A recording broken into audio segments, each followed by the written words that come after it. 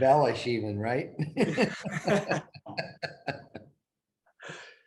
Well, welcome to all of our guests tonight. My name is Jerem Dastrup. I'm the Director of Influencer Marketing at Dental Intelligence. And tonight we have Utah Valley Dental Labs, our co-partner in the Real Talk series.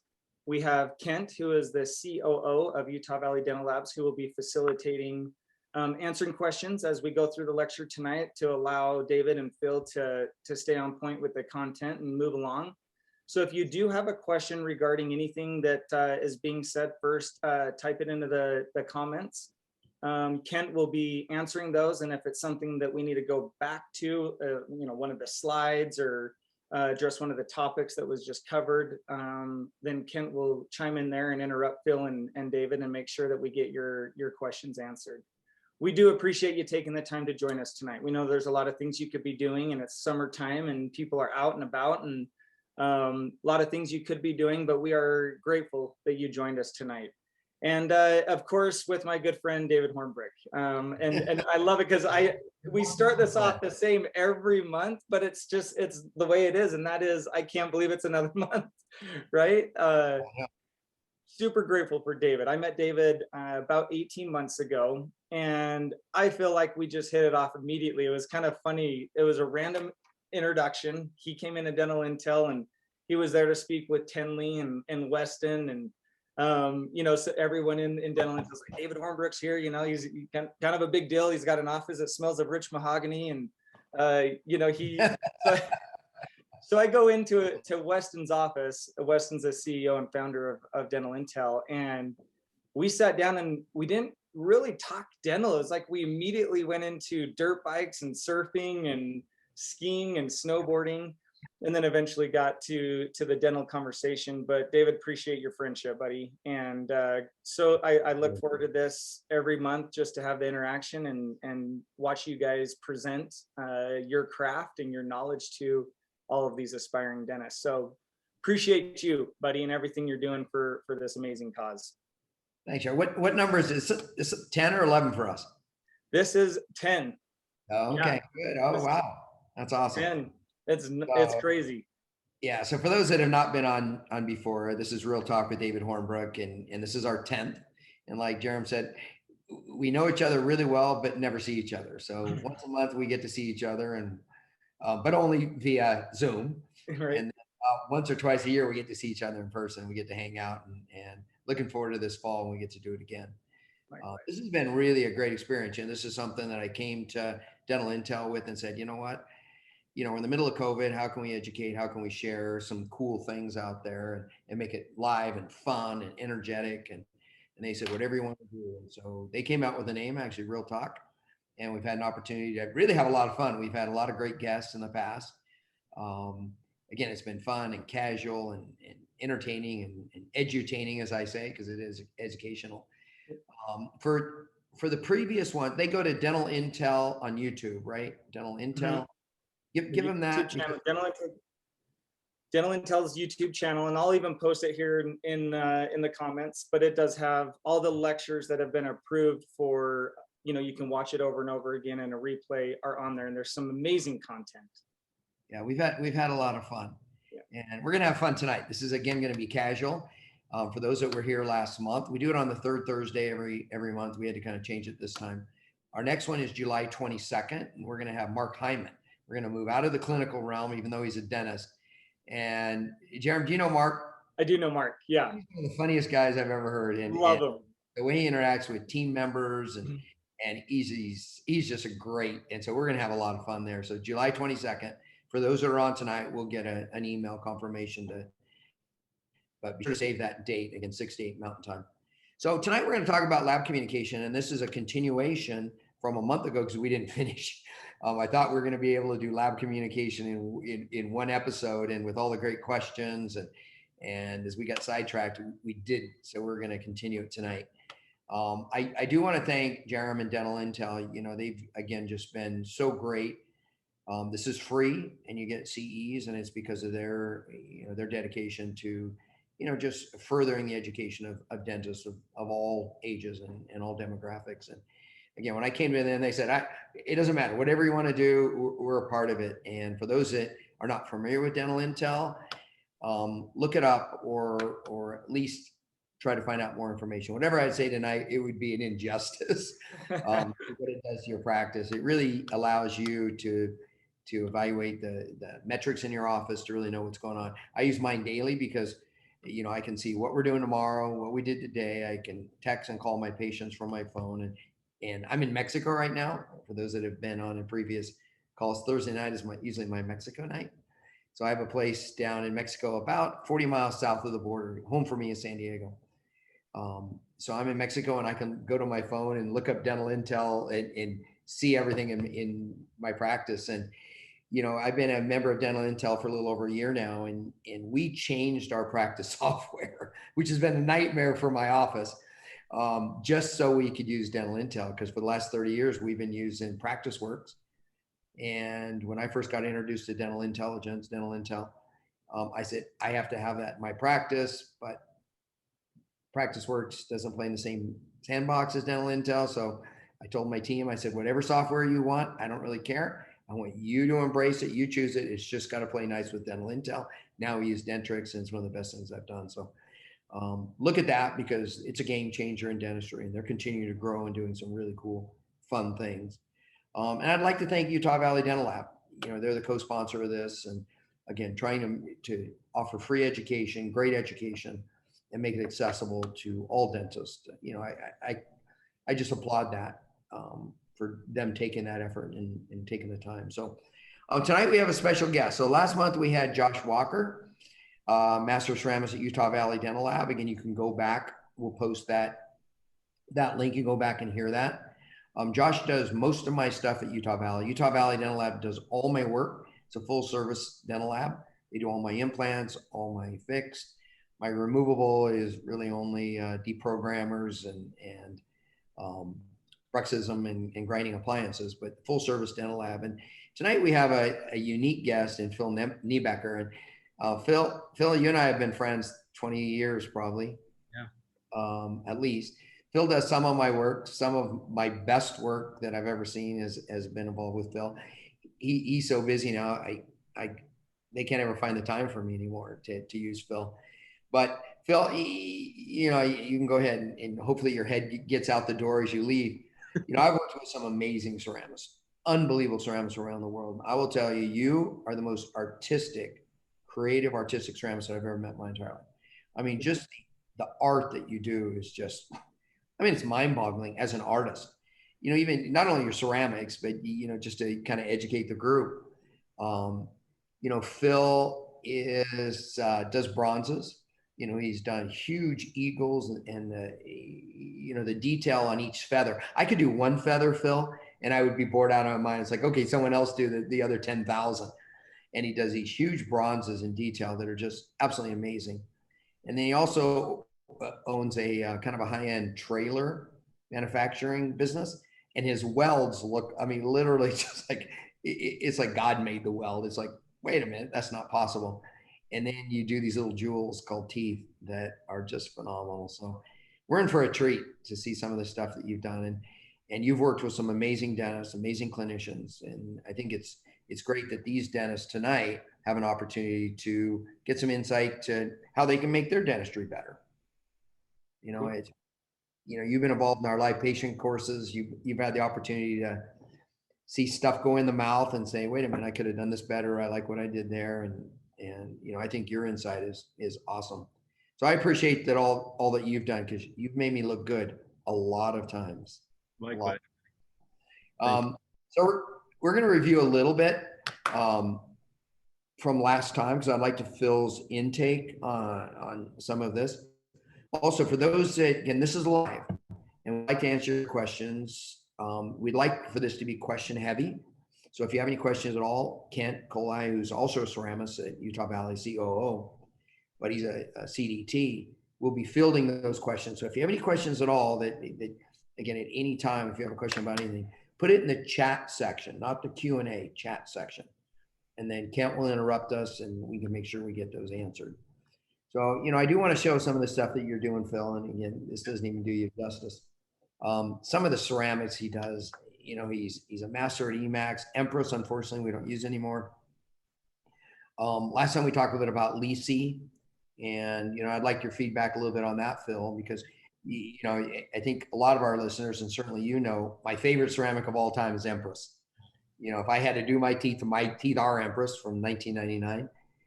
The cases that come into my office now that I say, wow, I love that case. They're all Empress, and unfortunately, Ivoclar discontinued Empress last summer. So we were looking for a replacement for Empress, and we were looking at Emax and saying, it grays out sometimes. It's not as predictable. And we've been using Lisi Press, Lisi Press. It's a pressed ceramic. It's a lithium disilicate, similar strength as Emax, but in my mind, the way it photographs and the way it looks in the mouth is more like Empress. Do you have any thoughts on that, Phil? Because I know you've been using it for about a year now. Yeah, the biggest change for me was photographing cases and realizing that some materials photograph better than others. So when Lisi came along, I was trying to photograph cases and see if I could, as you know, I've got some photos on my wall, trying to find a material that photographed reflected and refracted light. And honestly, I've kind of struggled without using Empress until Lisi, and Lisi has picked back up and provides a bright, I'd call it a positive value material that you can work with, and it's just brilliant. It's beautiful, kind of fluorescent. So photographing it's great, and that's kind of my rule of thumb for whether I like material or not, because I do post quite a bit on social media. So. Yeah, and if a photographs well, it looks good in different lights. And and I think all our listeners is, as much as we like Emax as a material, I think if you've done enough of it, you've seen in different lights, sometimes it'll get a great tone. It doesn't look as good in all different lights. And what we've seen Lisi is it looks more like Empress. And so my go-to, because I'm asked this question a lot on social media as well as email, if I did a smile today, what would it be? And it would absolutely be Lisi Press in my office. Phil is also doing some very cool things with zirconia. And, Ivoclar has a very cool material called Prime, Zircad Prime. What's your feeling on some of these? We're going to show some of the stuff that you've done, but talk to us a little bit about zirconia. The Prime Zirconia to me is a game changer because we do so many combination cases. It was really difficult to get zirconias to line up and match any pressable material until that material came out. Most of the time, as you know, it's a multi-translucent material, so I can match it up to Lisi or Empress or Emax pretty easily. I love the materials we're working with now. Even minimal prep or no prep cases that have been kind of a struggle in the past, Lisi provides an avenue where it's almost daily that I do a case that's 2-3 thick in spots with Lisi, and I don't have any chipping or issues that way. And the zirconia options we've got are phenomenal as well. So good strength, but they're beautiful aesthetically. And yeah, we can blend cases really nice. Yeah, and I think you brought up a good point. When I kind of got Utah Valley and back to use Empress, because most of certainly the faculty in the Hornbrook group that are using them, they were saying, hey, I want to use Empress as well. The ceramists weren't really that happy about it because it's difficult to work with, right? It chips, you get mispress, you've got all these hours into a single crown, all of a sudden you get a margin that chips when it's thin. But when you were all done, and if it did go through, you loved it. I remember you and I had conversations when I said, I want to do this in Empress, and you said, have someone else in the lab do it. I don't want to use Empress anymore, just because, you struggle with failures as it was being fabricated. And that's why, again, for you, Emax was always kind of a good choice because it was easier to work with. And I think that Lisa, you're finding kind of interacts as far as a ceramist, similar to what you were seeing with Emax, right? Yeah, photographs great. I always look at the shade tab as the neutral ground for value. Emax was always a little bit negative value for me. And so we were always compensating with pink stains and different things to bring that value back up. Lisi is a very positive value material. So in size ledge cutbacks, any kind of characterizations that we put in there, they really pop. You can see them in photographs versus the Emax. It was really difficult to get them to show up. So I love Lisi. It's a material that just gives us so many options. Yeah, I totally, and like you said earlier, you can get these margins to 0.2 millimeters and they're not fracturing on you. Yeah, it's incredible. It's incredible, and it is repairable too, which probably doesn't affect the clinical side as much. But on the lab side, Empress wasn't repairable. You know, you crack it, it was really difficult to get it back together. Lisi, and as you know, Yeah. EMAC, you can repair them much easier. So Yeah, good. So this is a case that Phil did, and we're going to talk about incisal edge translucency tonight because that's part of our lab communication. We're going to talk about surface texture, and you see this, and you can see the parachromata, and you see the anatomy on the facial. If you had to describe this, Phil, let's say I looked at this picture. This is a case you did for me, and I thought, I love this look, but I like a lot of translucency, and some of the dentists may be saying, that's too much translucency, and I'm cool with that. But how, if I picked up this picture, if this wasn't my picture, and I said, I would like to transfer this to the ceramist, how would you describe, let's talk, and we'll talk about it more deeply as we talk about specifically surface texture, surface finish, and incisal edge. How would you describe this? Let's talk about surface texture and let's talk about incisal edge translucency. So I like texture, I like character, and as far as the incisal edge, I would call this more of a natural look. So it's kind of broken up incisal edge, mimics some of the pathology that you would see in natural teeth. As far as the translucency, David, I would call this frosted clear. And that's what I use. Yeah, you can also see a little bit of the amber in there too.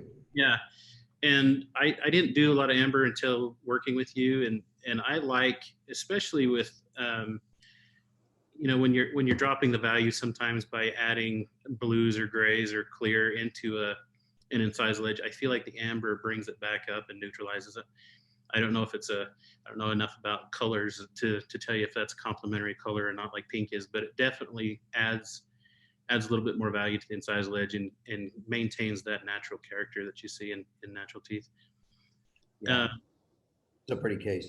Yeah, and texture wise, I think this is an older case that you and I did, David, and I would consider this more of a moderate to aggressive texture, where it's cut in there with a diamond. I don't typically do the diamond cut in textures anymore. I use more wheels, which gives it kind of a smoother texture. I think that's probably more aggressive than what I do typically on most cases nowadays. But I also leave that up to the dentist. If I work with, I do work with dentists that really like character and they like to get kind of, I'd say perfect nature, like where they really want some things going on, but they want it to look nice and bright. Then I can put some texture in there and more, characterizations and stuff in the incisal edge versus other dentists that are going more for the modern cosmetic look, that it's just all BL1. They don't sometimes like as much character in it. And so I think that's what we're talking about. Lab communication, it's a really big deal for us to get to know the dentist that we're working with. The first case is always the anxiety case because you don't really know each other very well. But I feel like once you get in a couple cases, that you kind of speak the same language and find something that works for you. Yeah, I totally agree with you on this. And we're going to talk deeper into this. I just love this case and the fact that it's my first slide. I kind of wanted to talk a little bit about that. Some of the stuff Phil has done for me and what Utah Valley Dental Lab is, I don't use any metal in my practice, but I'll put an asterisk on that.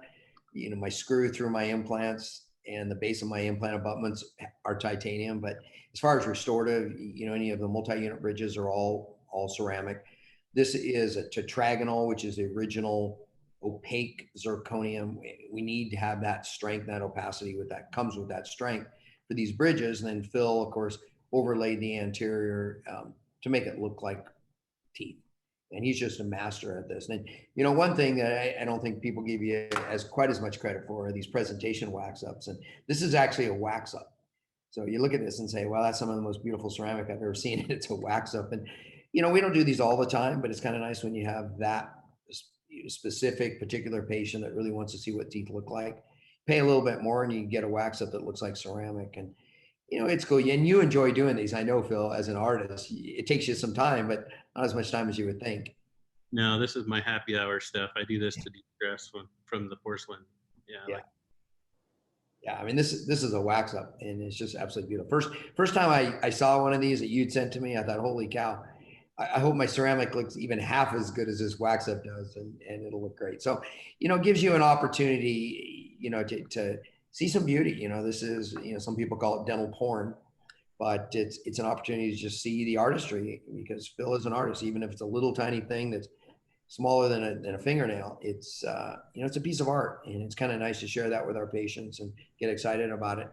Phil, you haven't seen, we talked about this case last week. This is, every year I do a young dentist program through the Crown Council. And for any listeners that are 5 years or less out of school, I would urge you to contact the Crown Council, because you're eligible to go through this program. And every year we meet for 6 hours. We go through cases as a group. We pick a case. And this was last year's, 2019, 2020, we didn't have one. So in the summertime, and we just did this last weekend in Utah, I prepped the case, provisionalize it, and come back a month later and seat it. So this was our 2019 case. And you, I don't think you have this on your wall, I know, when it's still on the model. And this is what it looks like in the mouth. And this is immediately post-cementation. So I seat these cases, I adjust the bite, and the patient moves on, because they're not patients of record. But, this is, what a change in this person's life. To have that kind of smile and be able to do this. And if you haven't seen this in the mouth, and I'll send you these. It would be nice if we had, complete tissue health, but again, this is immediate cementation.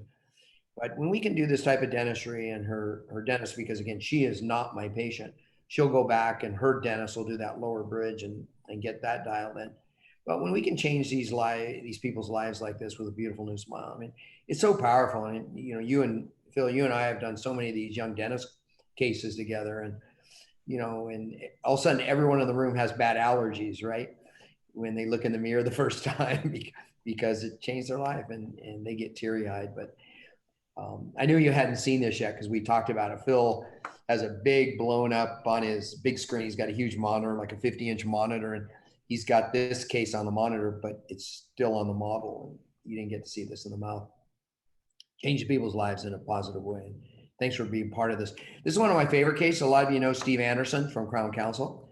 This is a full mouth rehab that we did. Well, it's almost been 4 years. And Phil did this case, and a lot of anatomy, but I saw Steve last weekend, and it looks great in the mouth. And this is 36 months post-op. Again, 28 units of glass. This is Empress in the anterior, because we weren't using Lisi back then. And we did Emax in the posterior. And you've seen this in the mouth, I think. Yeah, scared me to death. What's that? Scared me to death doing that case. Yeah. Here's a guy that's lectures 100 days a year, and he's out there. And the last thing we needed was not for it to not look good. This is immediately after cementation. Steve lives in Dallas. Came out to San Diego and had me prep and seat this case. And this is 36 months follow-up. And, people always ask, do you put these people in night guards? And I don't. I think if you balance the occlusion and you manage occlusal forces in cases like this, you don't need night guards. And again, Phil did an amazing job. A lot of anatomy, a lot of surface texture in this one, which blown up as many times as is in a 1-to-1. You can see it, but in the mouth, the way it refracts and reflects light is absolutely amazing. And again, every time I look at this, I think you made me look good again, Phil. So I appreciate that. Thanks, Dave. 36 months. Hey, David, Right. Can I interrupt for a second? Yes, absolutely. So I know this is kind of off the cuff, but one of the things that I have admired every time I have seen that case is you guys copied his natural dentition to some extent, and it just fits in his face really nicely.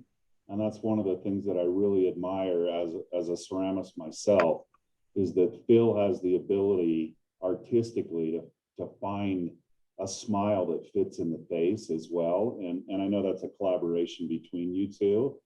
And one of the questions that was asked in the chat box is, and maybe you'll get to it later, but when you guys work together, how do you, I know you, David, and I know that it's a rhetorical question for me, but how do you guys get the most out of each other? How do you get the very best from each other? Well, let me answer this first, since it would be originally it would be me with the patient, and then I'm sending it out to Phil. I think first it's got to be that collaborative. I think too many dentists, you know how I feel about this, Kent. I think too many dentists stand on a soapbox and say, hey, Phil, I'm sending you a case. I don't want to hear from you until you send it back to me. I'm the doctor. I got the DDS or the DMD at the end of my name. And, I say originally it is directive. I'm prepping a case, send it to Phil and say, Phil, do this for me. As soon as he gets it, I want it to be consultative. I want him to say your prep suck or your impression. I don't want him to say that, but I want feedback. You chose this material. I want to use something else. You chose this. I want to use something else. I'm looking at how you made your provisionals and the photos. And I think that we should do something different. I mean, I want to be a team for this smile to be as good as possible. And, I always start off with photos. Unfortunately, I'm 1,500 miles away from Phil. So it's not like I have the benefit of him walking into my operatory, saying hi to my patient, meeting my patient, talking to my patient, and walking into the other room. Phil has to get to know my patient via photographs. And I think it's so important, and I know Phil does this, the first photo he pulls up is the full face photo. So you can say, how does this person look? How do they take care of themselves? What is the face, the shape of their face? How does their existing dentition, whether it be natural or pre-existing restorations, how does it fit their face now? And what changes or similarities can I make as I do this final restorative? And so I think that's important. I take, again, good photos. A lot of people use videos. I do not use video interview of the patient. But I think Phil needs to get to know my patient. And that's where a good full face, good quality, where Phil can look at it and say, I kind of know this patient.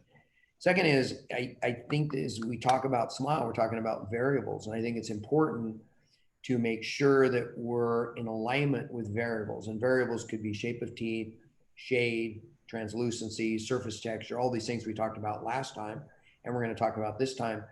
I mean, we need to have that collaborative effort. I'll take pictures, and Phil, not so much anymore because we worked for 20 years.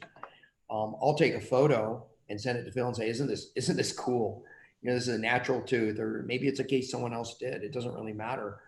But if I can say, I like this look, what do you think?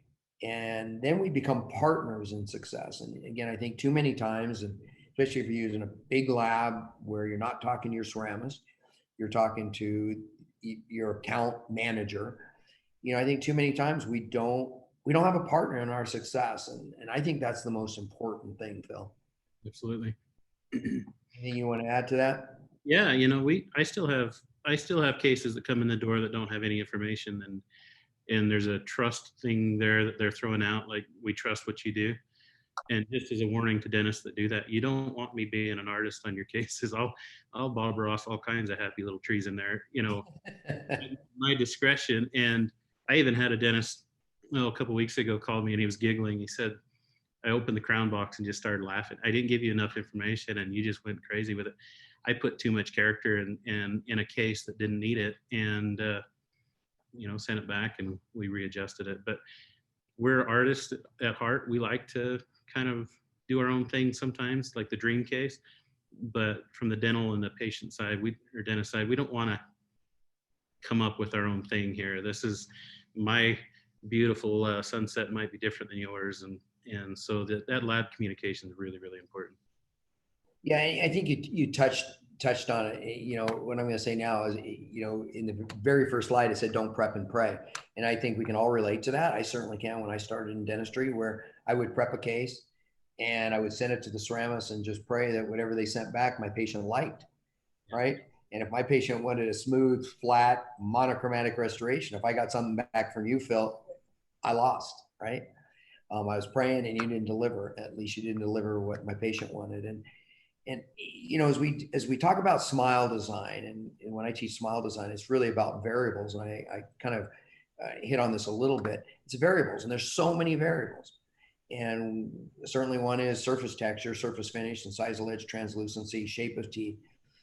And if we don't address that with the ceramist, and I say as we talk to our patient about these variables, they're building what I call a brain smile. If I talk about shade, instantly they built their brain smile with that shade. I'll show them a shade guide, and instantly, if they like that shade, they'll put it on their brain smile. If I talk about surface anatomy, I want to break up the light, and I show them an example. And I always use visual examples So if they see surface texture and it's too much for them, they'll say, no, it looks kind of rough to me. I'll show them something else. And they'll say, oh, I like that. That's put in their brain smile. Incisal edge translucency, they put that in their brain smile. And my goal as a clinician is to transfer their brain smile by feeding them all these variables, transfer it to Phil. So Phil may say, I wish I could do more surface texture on this, or I wish I could make it more round or square, or the laterals shorter or whatever. But because my patient built that brain smile based on visuals that I talked to the patient about, then it's easy, Phil, for you to match that brain smile if I give you visuals. You know, if I show a patient an incisal edge and they say, wow, I love that, and they put in their brain smile, I just send you a photo and you match it, right? And that's eliminating the variables. And so we never have that, I mean, we've had our miscommunications at times, but certainly our goal is always to lessen that. And, you know, one of the things I say in this course this last weekend with the young dentist, we had 25 of them. We talked a lot about this. My goal when I send a case to Phil or any ceramist is to avoid the phone call. And that may seem simplistic, but if I get a phone call, it means I either forgot something or I didn't transfer enough information. If I didn't talk about incisal edge, if I didn't talk how to mount the case, if I didn't talk about the length of my central incisor, we're going to talk about that. They're gonna have to give me a call, which means I left out a very crucial aspect of this communication. And you might say, who cares if they have to give me a call? Well, the problem is we as clinicians don't answer the phone. And, you know, Phil's on a very tight schedule. It's just, again, I had this conversation with these dentists this weekend, is just like us, you know, if we have a tight schedule and I was booked in your office from Monday from 10 to 12, didn't show up, but showed up 10 to 12 on Tuesday thinking I'm going to get the same personal service from you, you'd say, well, you're not scheduled that time. I can't do it.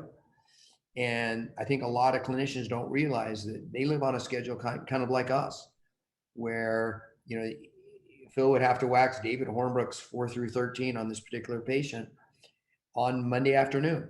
And if he can't, because I didn't get him that information, that screws everything up, because I want it back on the same day that I originally put Phil, right? And so he gives me a call and it sits in my front desk and they say, yeah, I put a sticky note on Dr. Hornbrook's desk.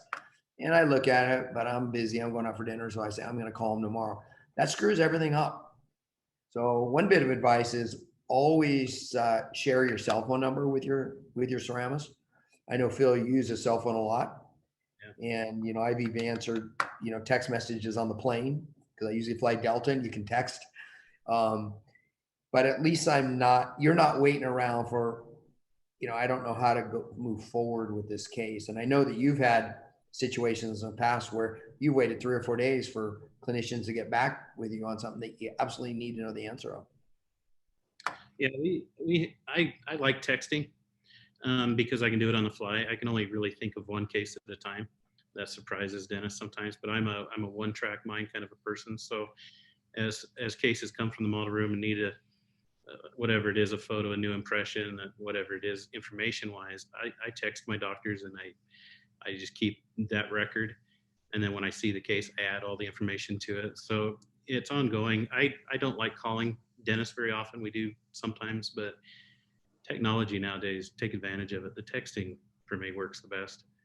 And then when I get to the day that I'm doing the case, and I'm pulling up those texts and remembering the information at that point. Yeah, and I think it's more of a personal relationship too, right? You know, you're only giving your number to text to people that you care about or the people that are important in your life, and your ceramist should be that. So, again, provide information. You know, this is a lab slip at Utah Valley Dental Lab. We started going over this last time, and we'll kind of finish today. Some things I did want to talk a bit about, because I think this is important, and I don't think clinicians normally think this is important to the ceramist, but really about the goals of the case. You know, as I sit down with my patient and the clinicians that are listening, I think you'd agree. You know, first thing I ask is, what's your goal? You know, if they're looking for a Hollywood white smile, or they're looking for whatever they're looking for to replace a single crown, it kind of sets my mind up to how I'm going to communicate moving forward with this patient and how I'm going to transfer that communication to the ceramist. And I think, and again, I want your input on this, Phil, is, you know, as you get a case from me or any of your doctors, and instantly you know what their goal is. I think it sets you in a kind of a mindset functionally for one, Sure. but also artistically as well. Would you agree with me on that? Absolutely. 100%. Yeah. So, make sure your ceramist understands where you're going with this case.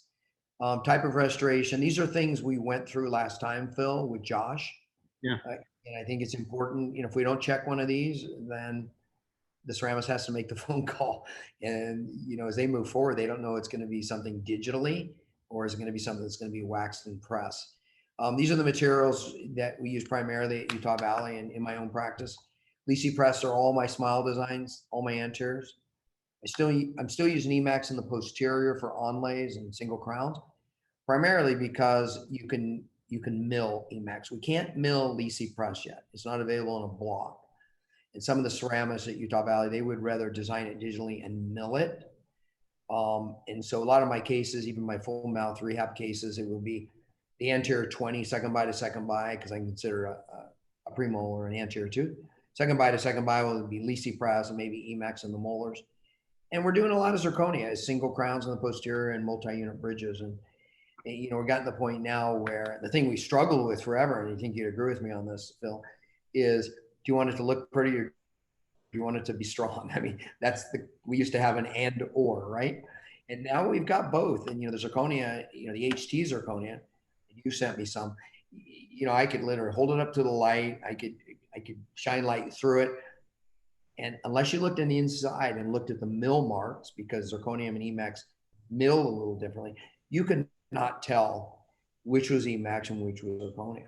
And we've gotten to that point where, like you said, being able to mix and match, where I can do even a 4-unit bridge in the anterior, 6-unit bridge, and have a press material for thin veneers next to it. And we can get the match and the aesthetic match that we need. Anything you want to add to that about these materials?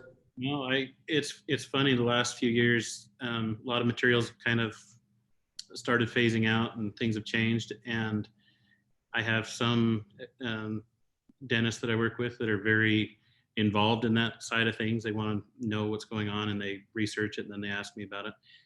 I have dentists nowadays that are just, rather than them trying to keep up with it, you pick the material, but this is what I want. And we've got some really cool materials. And I mean, Lisi, we've talked about Lisi already. Lisi is my go-to. If I can get a dentist to switch from Emax to Lisi right now, I do, just because I feel like it's a more aesthetic material naturally. Yeah, I would agree on that.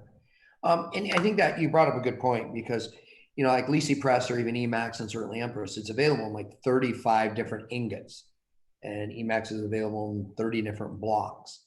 And I've had clinicians say, should I memorize all those blocks or all those ingots? It's like, well, you could, but it's really not your job. My job is to give Phil the prep shade. And we talked about that last time, the importance of that. We're going to bring it up again. And the final shade, and based on the thickness, you're going to pick the translucency or opacity or the shade of the block. But one thing I would recommend to clinicians is, if you get a case back that is absolutely gorgeous, call your ceramist and say, what the heck did you use? Which ingot did you press out of it? Which block did you mill it?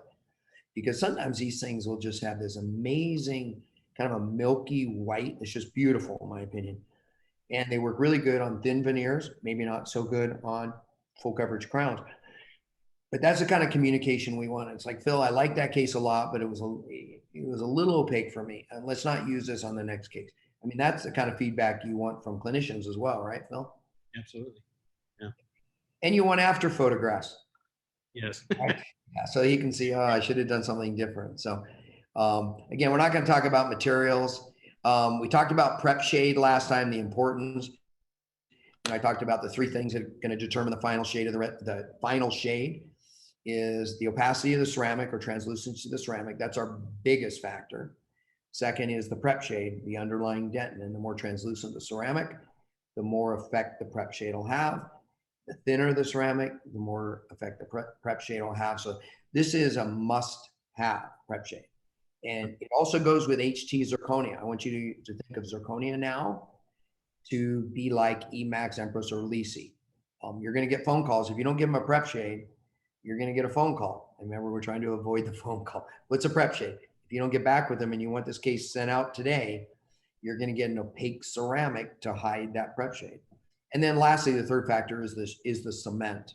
And the cement, the least factor, it can change value slightly. But I showed this last weekend, Phil. The middle is a shade tab. That's what we wanted to match, right? And you look at the one on the left would be way too light, and the one on the right looks pretty close. Those are the exact same veneer. Exact same veneer, exact same. All I did was copy it and paste it. They're on different prep shades. So if the dentist didn't give the prep shade and it turned out that it was lighter versus the darker one on the right, you can see it wouldn't have matched the shade that we wanted. And so things like this, again, especially if it's a thin veneer, 0.5 millimeters or less, huge influence the prep shade. So make sure you give them a prep shade. I would recommend the natural dye material from Ivoclar. The way they use this, it's actually a light cured putty, and they put it into your prep, into your model or into the restoration, put a stick on it. Most everyone's seen that. And then they do their final shading and they wet the inside of the restoration, try it on, check it to the final shade. That's how they blend it in. So this is a must have for any of our restorative materials now. Final shade, we talked about this, Phil, and the importance of good photography.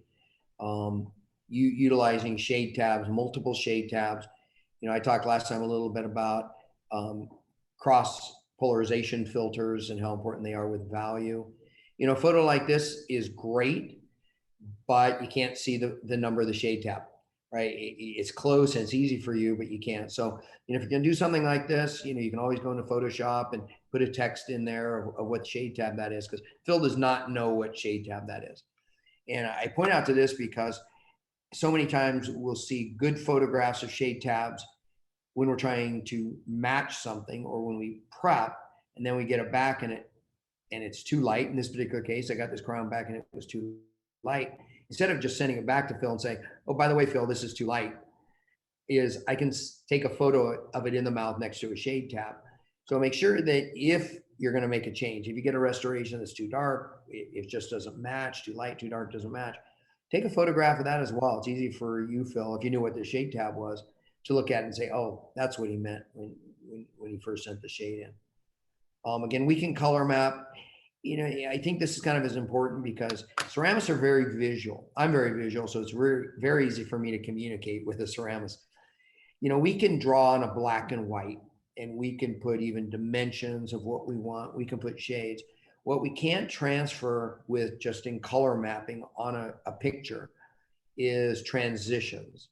And it's so important as I go from that 110 to 120, what is that transition? Especially if you're matching existing dentistry. I mean, again, something like this, now I can see transitions if I send a photo, and especially when I'm doing a single restoration or a couple of restorations to match either other restoration or existing teeth, is send photos so you can see that transition. I know you're as visual as I am, Phil, and you like photos. They're powerful. And like I said, you have a 50-inch monitor in your little room that you're looking at these transitions. You agree with me on that? Yeah, and I would say that, just to explain it to dentists that may not understand how we use them, if you hold up 2 or 3 shade tabs and we can see the numbers, the first thing I'm doing is trying to figure out what part of the shade tab matches what part of the tooth, and so I'm matching different parts of it.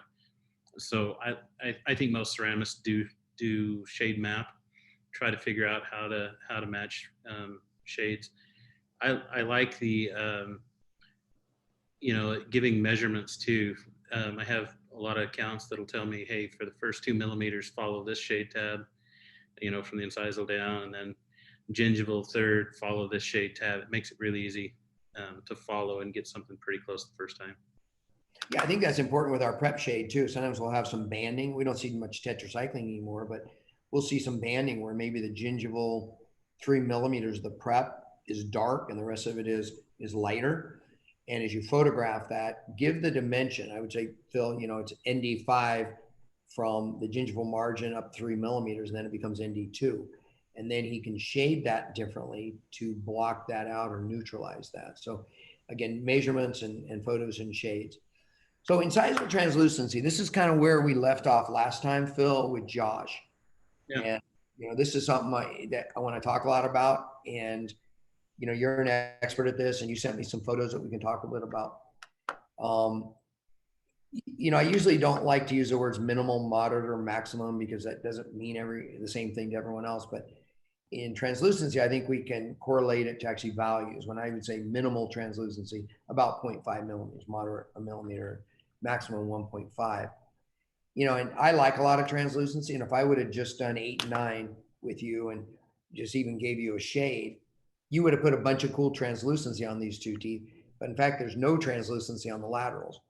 So this is where, again, photos, this is just two centrals, where photos come into play, where I don't want translucency. Otherwise, I would have had restorations that didn't match.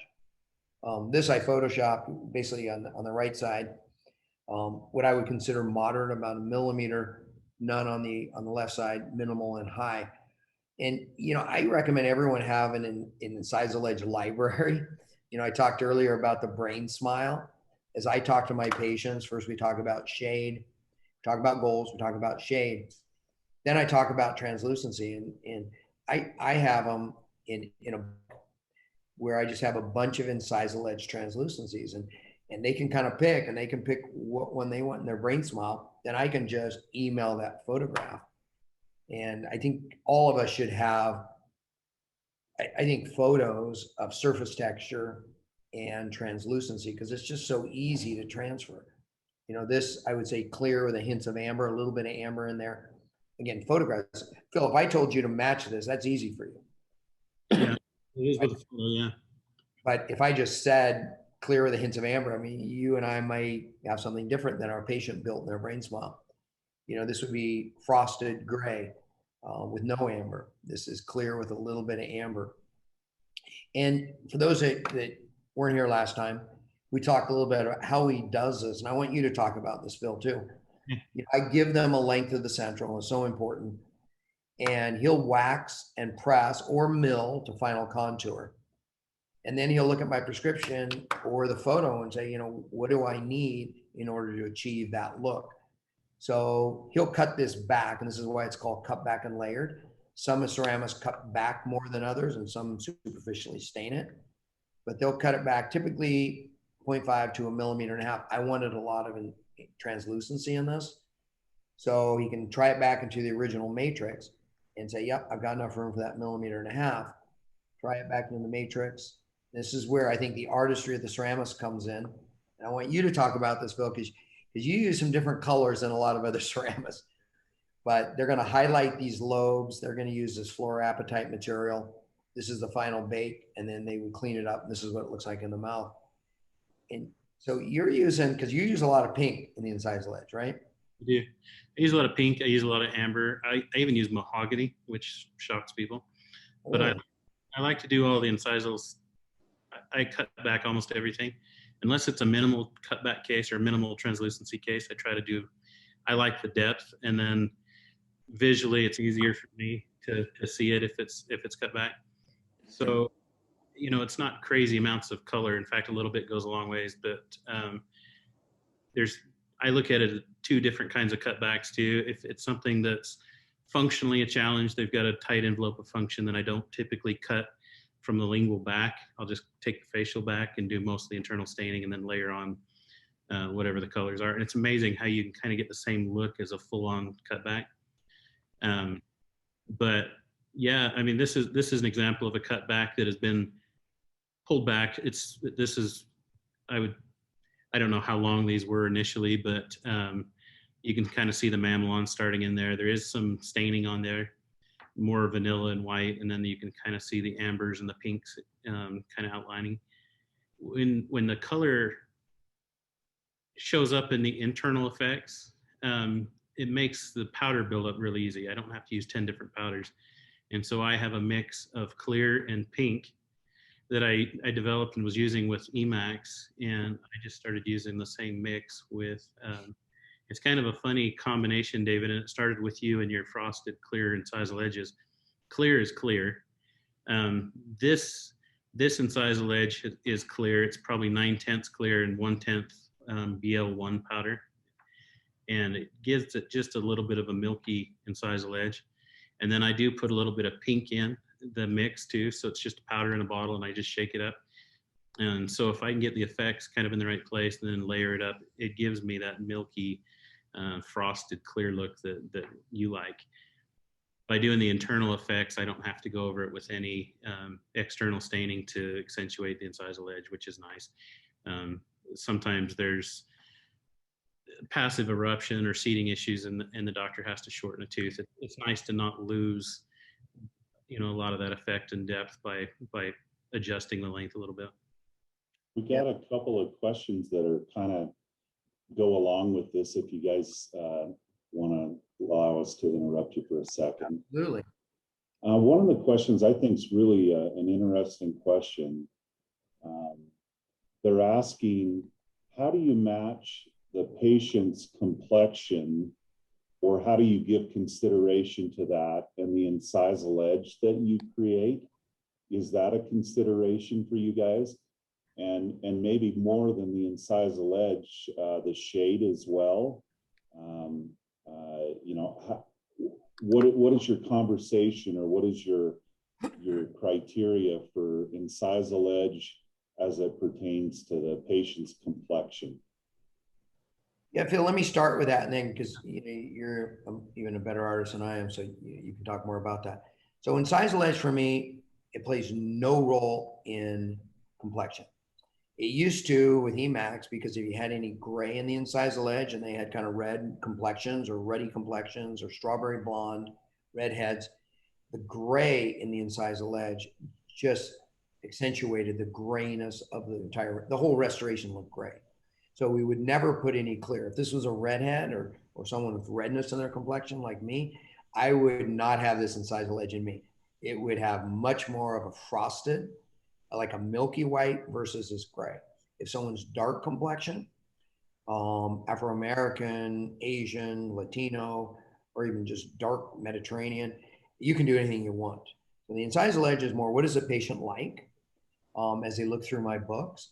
And they say, I like that look. It looks natural, but yet it's still bright. And as long as they don't have a ruddy complexion, then I can do whatever I want. So I just don't add gray when I have any redness in complexions. As far as shade, in today's world of whitening, where people are whitening so bright, I'm going to let the patient kind of choose.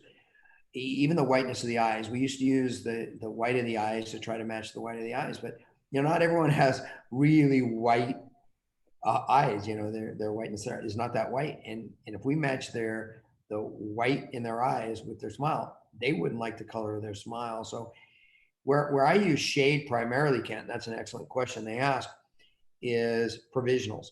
We'll talk a little bit about your goal, and if Phil was a patient of mine and said, I want it to be really white, but I want it to look natural. That's kind of a double-edged sword, right?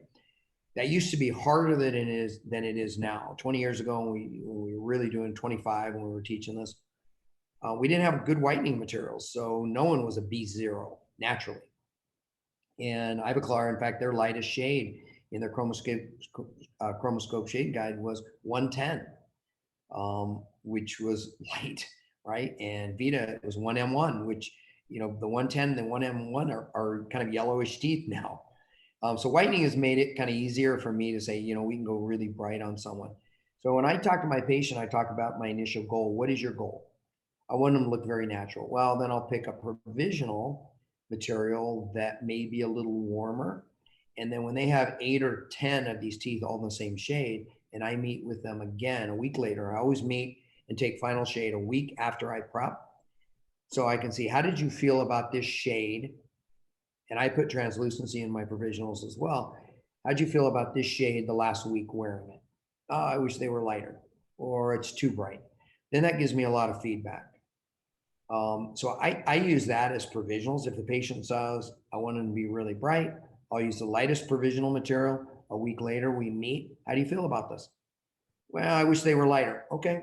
I can certainly go lighter with the ceramic because I'm limited with my provisional materials. So inside edge, we just eliminate any of the grayness or the clear with people with redness or red hair, strawberry blonde. The shade, they can pick whatever they want, in my opinion. It's no longer the white of the eyes like we used to teach. Phil, you want to add anything to that? Yeah, our procedures change, at least on my end. And it used to be that we were always concerned with diluting or dropping the value, especially with Emacs, graying it out. doing the internal effects like I do. I used to use blues and grays. I don't really use them anymore, but those were just terrible with lighter skinned complexions, red complexions. They just contrasted too aggressively. So now when I do my cutbacks, I don't do. We used to do a lot of clear windows, and I used to just love the clear window, and then trying to cover it up with a little frosted enamel. And so, David, you and I had a couple cases where I just got too crazy with the clear, and the clears tend to kind of go gray. So now my process is more, instead of dropping value to add contrast to an incisal edge, I use brighter colors. That's where the pinks and the ambers come in, vanilla, white. And Lisi's very forgiving of that. So I can bring the value up and still get a nice, effective incisal edge, even if it's I don't get a lot of maximum translucency cases or 1.5 millimeter translucency cases, but when I do, I'm mindful of that, and I don't gray it out with blues or grays or anything like I used to. I like that. I think that's one of the benefits to the new materials too, is that an incisal edge should appear as part of the tooth, and it's so easy to break up and contrast too much with a grayer incisal edge that could affect skin color. So I think anymore, like you said, David, I think that as long as the material is not gray, they can go as bright as they want. And I totally agree with you there. So too. Hey, I want you to, another question was how to use the natural dye kit. Phil, my computer just froze. So I'm going to have you, I'm going to stop sharing. I'm going to have you talk a little bit about that. Yeah. Natural dye kit. Yeah. What is that again? It's how do you use that natural dye kit? How is the Ceramus? How do you use that? Well, we like to, with the dye, usually we use them for staining, but layering as well. Where if your preps are an ND2, for example, we use a stump dye that's an ND2, and we use some kind of a fluid, usually propylene glycol, and put it over the top so that when your crown's on there, it gives you an accurate shade. I've had dentists call before saying this looks too bright in the mouth, and I'll ask them right away, do you have any fluid in between the crown or the veneer and the prep? And if they say no, I know exactly what the problem is, and I'll just have them throw some try and paste or something in there, and it's amazing what that does to the color. With a lot of the trends in dentistry, like minimal prep or no prep cases, it's interesting how it works, because if we're dealing with a tooth that's a couple tenths thick, we've got sometimes a little darker prep here or there, and we're trying to mask that and get a true shade out of whatever the material is. I've had cases that are literally A2 or A3 that's a minimal prep case, and we're trying to get to a BL1 or a BL2. Without that prep, that little stump dye, we couldn't even come close to making that happen. And it's very difficult, even with those tools, it's difficult.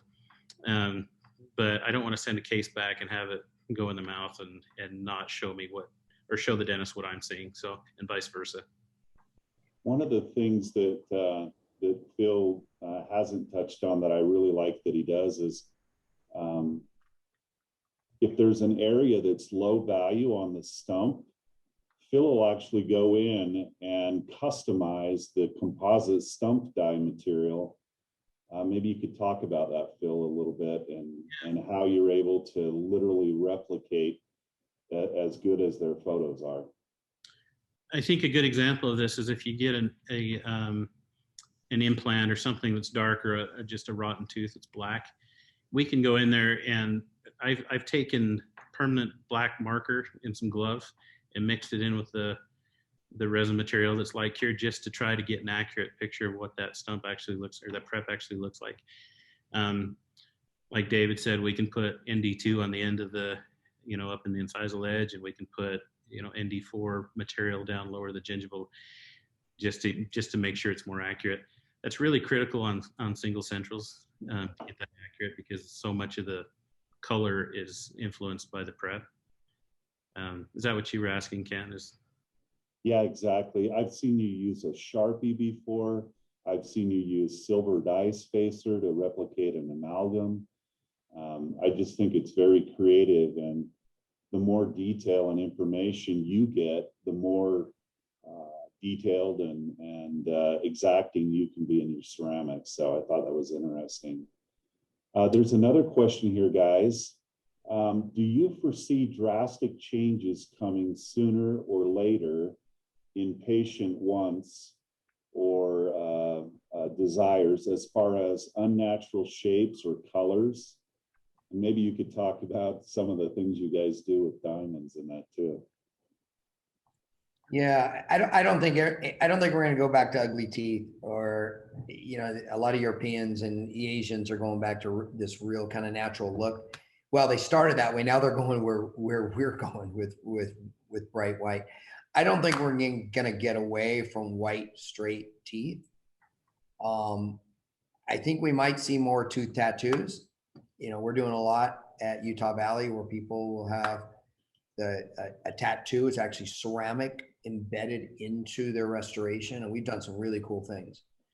Brent from Utah Valley does most of them with the tooth tattoos, and he's done sports teams. That's a popular one. He did one the other day that was actually the shield of Captain America on a tooth. Most of the time it's a back tooth. Lightning bolts, Mickey Mouse. I mean, he does all kinds of things.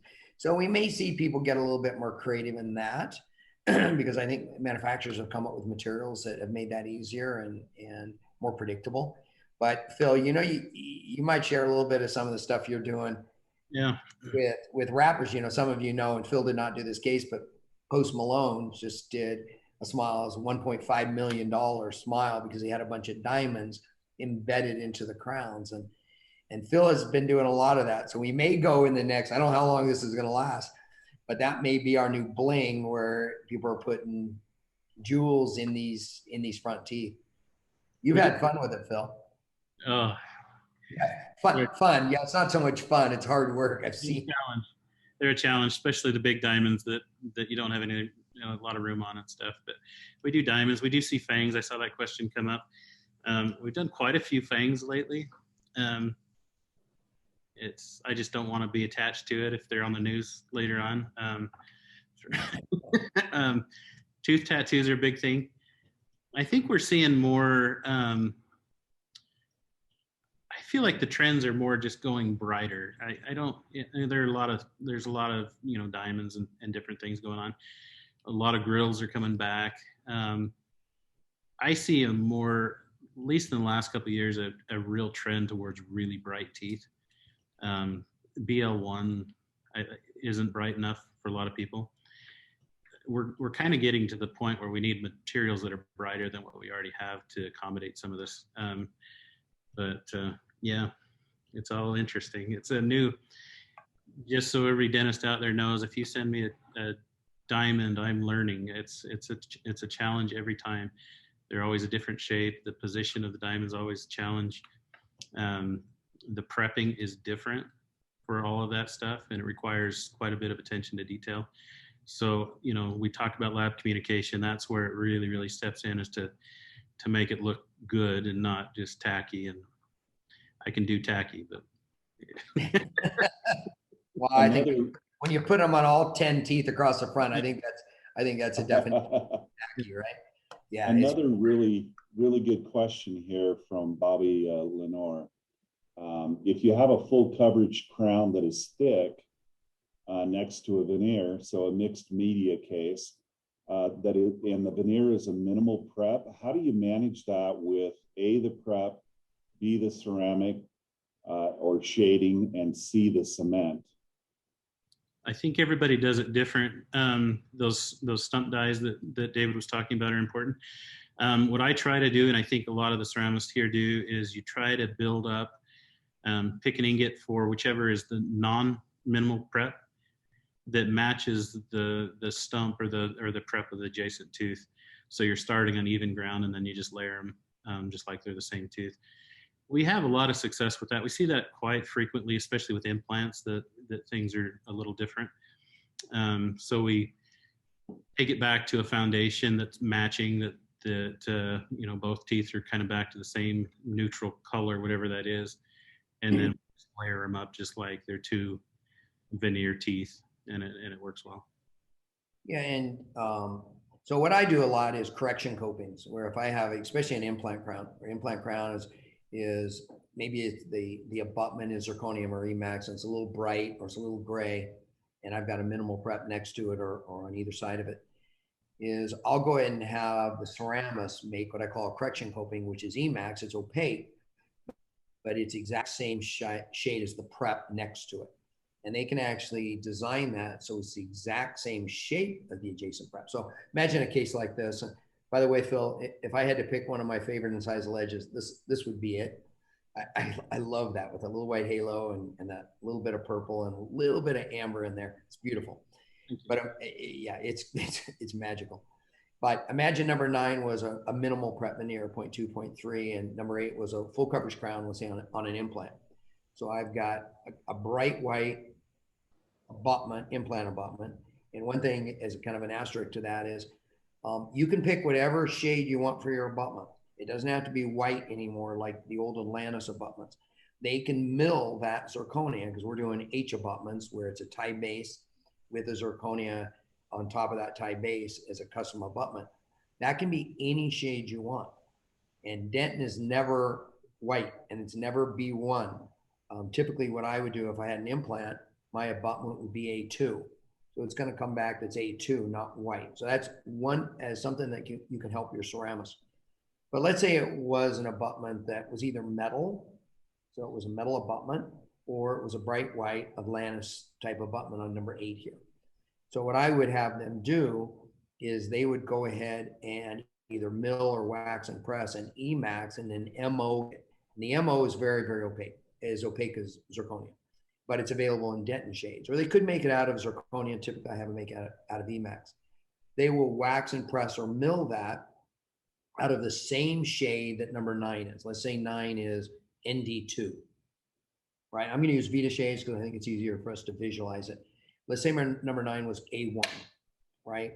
And number 8 is B0 because it's bright white.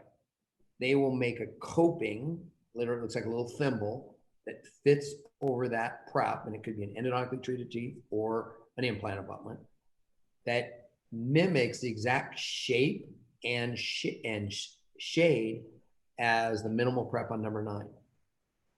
So then they can make a veneer on top of that correction coping that's the exact same thickness. Either you can bond it, they'll either send it as 2 pieces, which I actually like because I can play with cements a little bit. So number 8 would come as correction coping and a veneer, and number 9 would be the veneer. Or they, if you don't feel comfortable with that, they would cement it for you in the lab. Then you can try it in. And the nice thing about it, and Phil alluded to this, was they have the same base that they're working with. So that's how I do it with correction copings. Phil may just, again, pick a material that's more opaque and darker for the crown and then layer a bunch of ceramic on top of it. Yeah, when you're doing internal staining, it's easy to cut a case back and stain it to match the adjacent tooth, which is a minimal prep. We just sent one out day or two ago that was a telescopic. So we always have different options for that. The telescopic masked a really dark prep as an implant, I think, in that case. And then went over it with, I believe it was Lisi. We bonded it in lab and sent it out that way, and it matched really well. So we've got a lot of options that way for masking color that we just try to find the one that does the best job. We used to have just a couple options. Now we've got several options for that. The other important thing is make sure you take photos of these preps. Also, when you take your prep shade, I hate to call it even stump. It's we're kind of going back and forth. People call it the stump primarily because Iva Clar's first prep shade guide was called the stump prep guide or the stump guide because stump in German means prep. But a lot of these are not stumps, right? They're conservative veneers, so we can get into the habit of calling them preps. But take your prep shade before you take impressions, because even at 3 to 5 minutes, even if you're taking digital and it takes you a minute and a half to scan all this, that can change up to 2 shades from the dehydration. So if I took my impression traditional and sitting there for 4 minutes, or I take my digital and it's a minute and a half, as that we air dry that, we take our shade then, what could be actually an ND4, we would tell Phil it's an ND1 because it changed so much. And then when we get this back in and we tried it in and it's too dark or doesn't match because we did not give him the actual hydrated prep. So be really careful about that. The other thing I've seen too, it relates to cementation, where I've heard people say, well, it looked really good on try-in, and the patient came back a week later and it was too dark.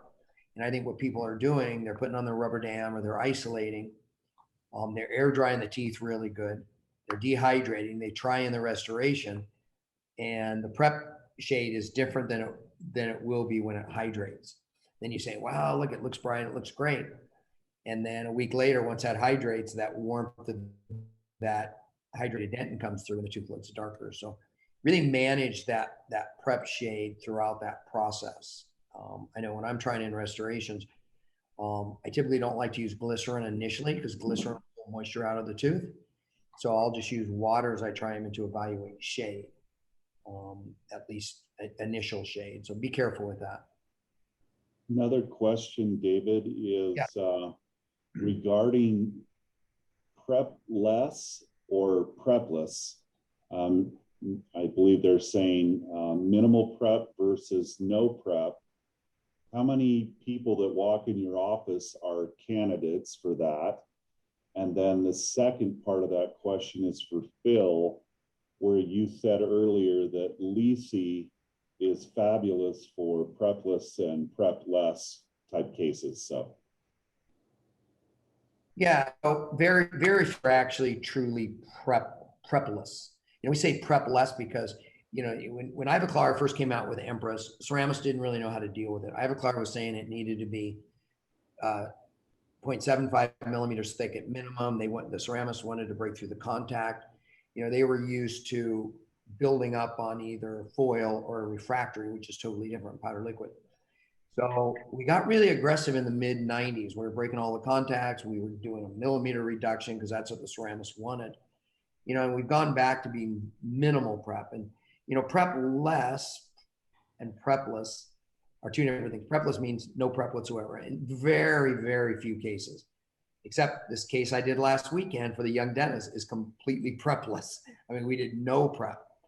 But we're trying to reduce the amount of tooth structure we take away.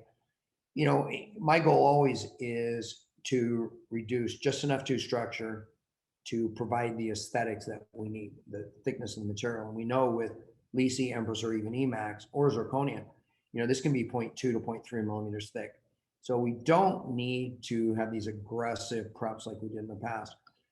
No matter what you're doing, my advice, so that we don't get these bulky looking restorations, is go ahead and do your smile design. We're going to talk a little about incisal ledge length. Do your smile design, get a wax up, transfer that wax up. And that's what we did in this case this last weekend. Transfer the wax up with a bisacral. We use Lexitemp. Transfer it to the mouth and evaluate it. If it looks bulky and you have to trim that back until you like it, you may be prepping something. So after I get that transfer mock-up from the wax up into the mouth and I like the way it looks, I still do depth cuts because I still need some room for my ceramic. I need 0.2 to 0.3 millimeters. So like this case this last weekend, we transferred the wax up to the mouth. Everyone liked it. I took a 0.3 millimeter depth cutting diamond and I made depth cuts in the gingival third, the middle, and so the gingival third, the middle, and the incisal. And then I took off that Lexitemp and there was no marks at all on the teeth, which means that can be a completely prepless case. Lots of times, especially with these patients that have had orthodontics as a teenager and they extracted premolars and the orthodontist brought this case back, the gingival third is really pretty much in the right spot. It's the middle and incisal thirds that are set back. So lots of times when I make that 0.3 millimeter depth cut, I peel off that Lexitemp. I'll have a little depth cut. It might not be 0.3, it might be only 0.1 because 0.2 of it was in the plastic, in the bisacral. And I'll have no depth cut in the middle and incisal. So my reduction is only in the gingival third where that depth cut is. So I can't stress enough, even these patients come in and say, I don't want you to touch my teeth. I say, listen, we may or may not be able to do it. We won't know it until we transfer the wax up, or you can do an intraoral mock-up, transfer the mock-up, do your depth cuts into the mock-up and say, you know what? You're right. We don't need to take any tooth away, or in this particular tooth here, or this part of the tooth here, we do have to remove a little bit of enamel. And you can do this without anesthetic, unless you're taking the laser and bringing up tissue. A lot of these cases, I do without anesthetic. And if they feel it's like, you know what, we have to take some tooth away. That's just the bottom line. So I don't know if that answered the question, but very few are completely prepless. In fact, again, this last weekend was the first completely prepless, no prep at all, that I've done in probably a year, probably. Phil, what are you seeing? We see, I've probably done 5 or 6 this year. That's not common. We don't see them that often, because of that, the things you talked about. If a dentist ever asks me, patient wants to do this prepless, what do I need to look for? I go through the same 4 things. Path of insertion, it's got to be within a shade tab of, if it's a prepless case and we're looking at 2 to 3/10 thick through the body of the tooth, which we've done quite a few of recently, that's really thin. We can't mask dark preps or anything, so the tooth has to be a fairly ideal shade. And then looking for flared incisals and things like that David, you talked about are a no-no. I think path of insertion is probably the biggest thing that puts a kink in most of the prepless cases that we see, where there's something that's unforeseen that the tooth cannot wrap around, which makes the shade even that much more critical. But yeah, we see them from time to time. Lisi has been, for me, it's been interesting because it gives me the look of Empress. It photographs. The thing I like the most about Lisi when it comes to finishing a case is if I bevel that incisal edge back from the lingual side, I get a halo because the light transfers through it so easily. And I can say that even if it's 2 or 3/10 thick, it's got a brightness to it and a life to it that when it's polished, it just comes to life. So we can, in terms of what we can do versus what we couldn't do, Empress was a great material for aesthetics reasons, but David, that once you got down to 2 3/10, it started chipping, your margins weren't stable. Lisi's entirely stable, really thin. I don't want to promise anything, but we have seen, Kent, you can vouch for this, down to 1.5/10 with Lisi. It's crazy. It's still a tooth. We do have procedures that we kind of have to follow with it. For example, when you get down that thin, we take it and run it up in the oven to get rid of any microfractures that might be, built into it. But we've had a lot of success with it. We can do, I'd rather not do 1 to 2/10 thick teeth very often, but it is kind of a fun challenge in the material itself. We haven't had a material like Lisi Press in my career that's allowed you to do that. Even Emax prepless cases or minimal prep cases tended to struggle around the margins, whereas Lisi's very stable and gives you a clean edge. Yeah, good. Hopefully that answered that question, Kent. Thanks. Yeah, I think so.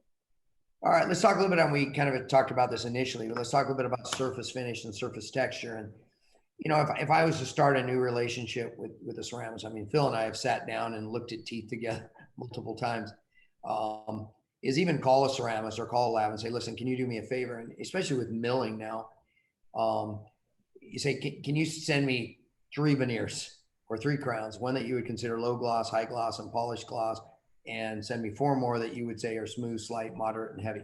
Because if I said to Phil, give me a veneer with moderate tooth anatomy, and I told my patient it's going to have moderate, and there was no photos or actually, anything physical that they could see, more than likely it's not going to be the same. So, what I did initially, I don't have to do that anymore because of the relationship we have. And if I say moderate now, Phil and my moderate's the same, and I can show my patient a photo.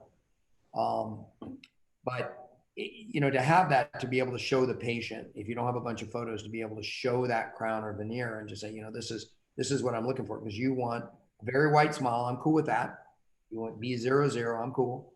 but I would like it to have some surface texture to break up the light. And that's kind of hard to define unless you can show your patient something physical. Surface finish, you know, we've all had crowns that have come back and everything looks good, but they're too glossy. They look kind of like glass or too shiny. Phil has to put some sort of glaze on these. That's what kind of seals in the color.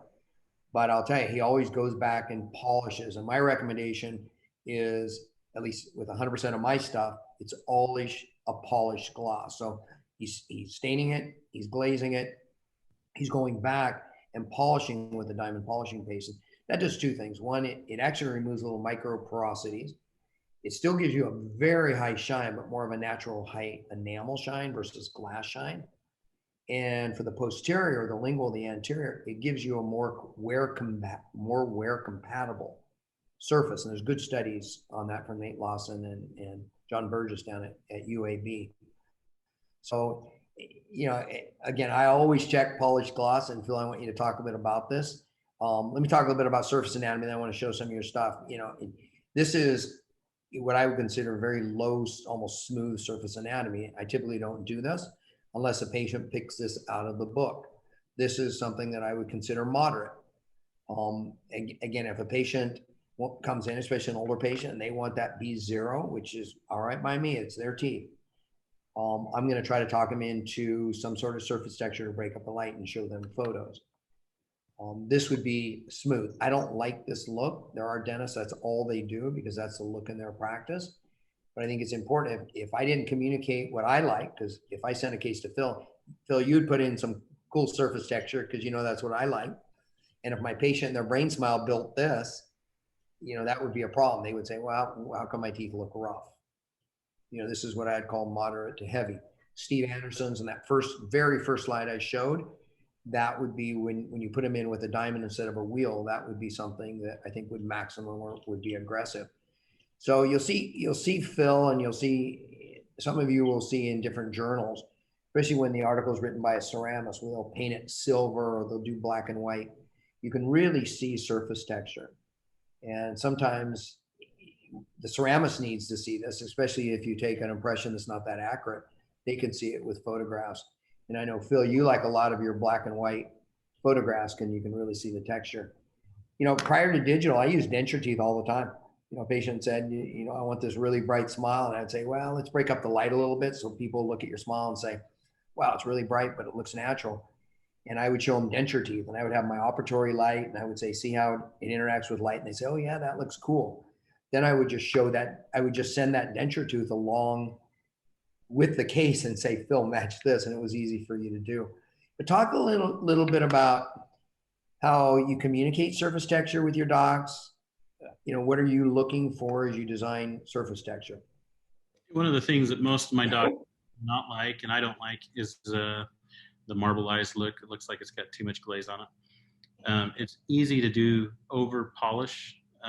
Ceramists tend to get the polish on there and they over polish. So what I've started doing in recent years is what I call aging the texture. And it's basically what it does is I polish the teeth in the bisque state. I do my internal effects when it's cut back and polish so that the stains that I'm using internally are a little bit more consistent. And then once it's glazed, I use my wheels to get the texture in their initial texture. It's a little more abrasive before the glaze goes over the top of it. And then once the glaze is on it, I polish it again.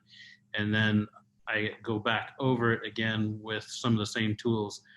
The reason I do that is I don't want the texture to all match itself. I don't want it to look like it was all put in there. I kind of look at it like river rocks that over millions of years have kind of tumbled down the river, and they've got different effects throughout the life of that stone. So I like kind of more of a moderate, kind of a natural texture. I like to be able to see what's going on. For me, it breaks up the light. And David, you know this, but I'm blind in one eye. So for me, I don't have the luxury of depth perception. So texture and staining and stuff for me makes a lot more sense than just staring at a tooth that's glazed and trying to figure out what's going on there. So I started to do it as more of a tool for me so I could see what was happening. I also use photography a lot.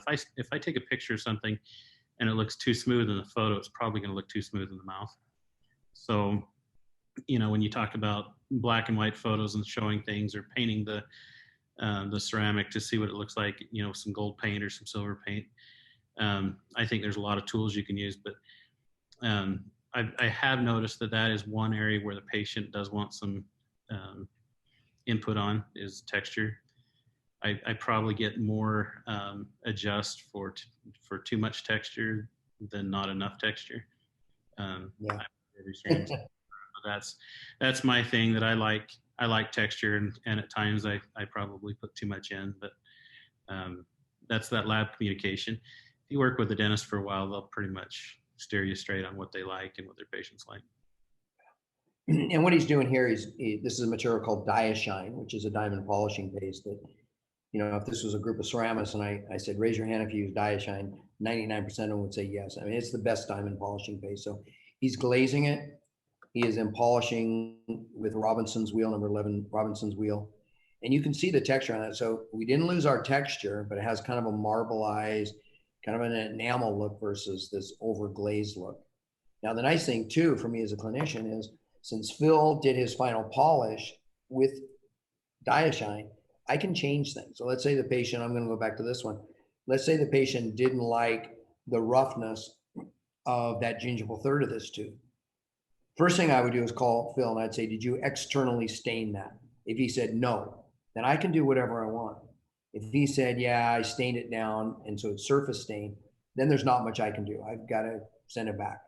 But if he says, no, that's all coming from the ceramic, I layered that, or that's coming from your prep, then I know I can actually take that back, and I can take a diamond or a disc and I can change line angles. I can add anatomy. I can get rid of anatomy, and I can go right back through with the same protocol that he's using with Diashine. And I've done that a lot. I don't have to do it much anymore because the ceramist and I are on the same page now.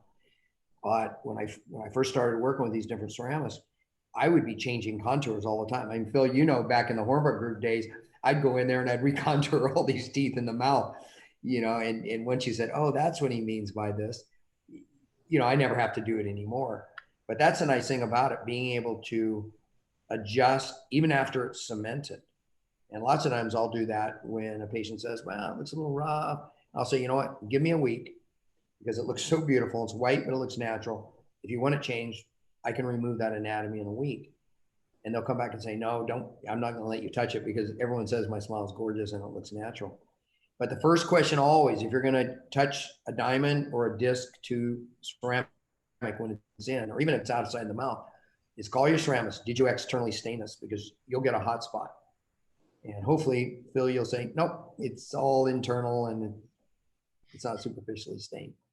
I do have a kit. I make no money from this. This is Diashine. The owner, Roland Bonser, is a good friend of mine. All labs use Diashine. Dentists had no idea what this was. So we created this kit more so I can help them out. So dentists were using it. And we have a lithium disilicate kit, which is what we use on Lisi and Emax. It's a 3-part system, but the key is really the Diashine. These work great for inlays and onlays, posteriors, because of the brushes. So I can, if I adjust it, if I change contour, I can go back through and I can polish it pretty much intraorally with the same grit diamonds that Phil is putting that anatomy in. And these are goat hair brushes. This is on a contra angle and I can put the Diashine on.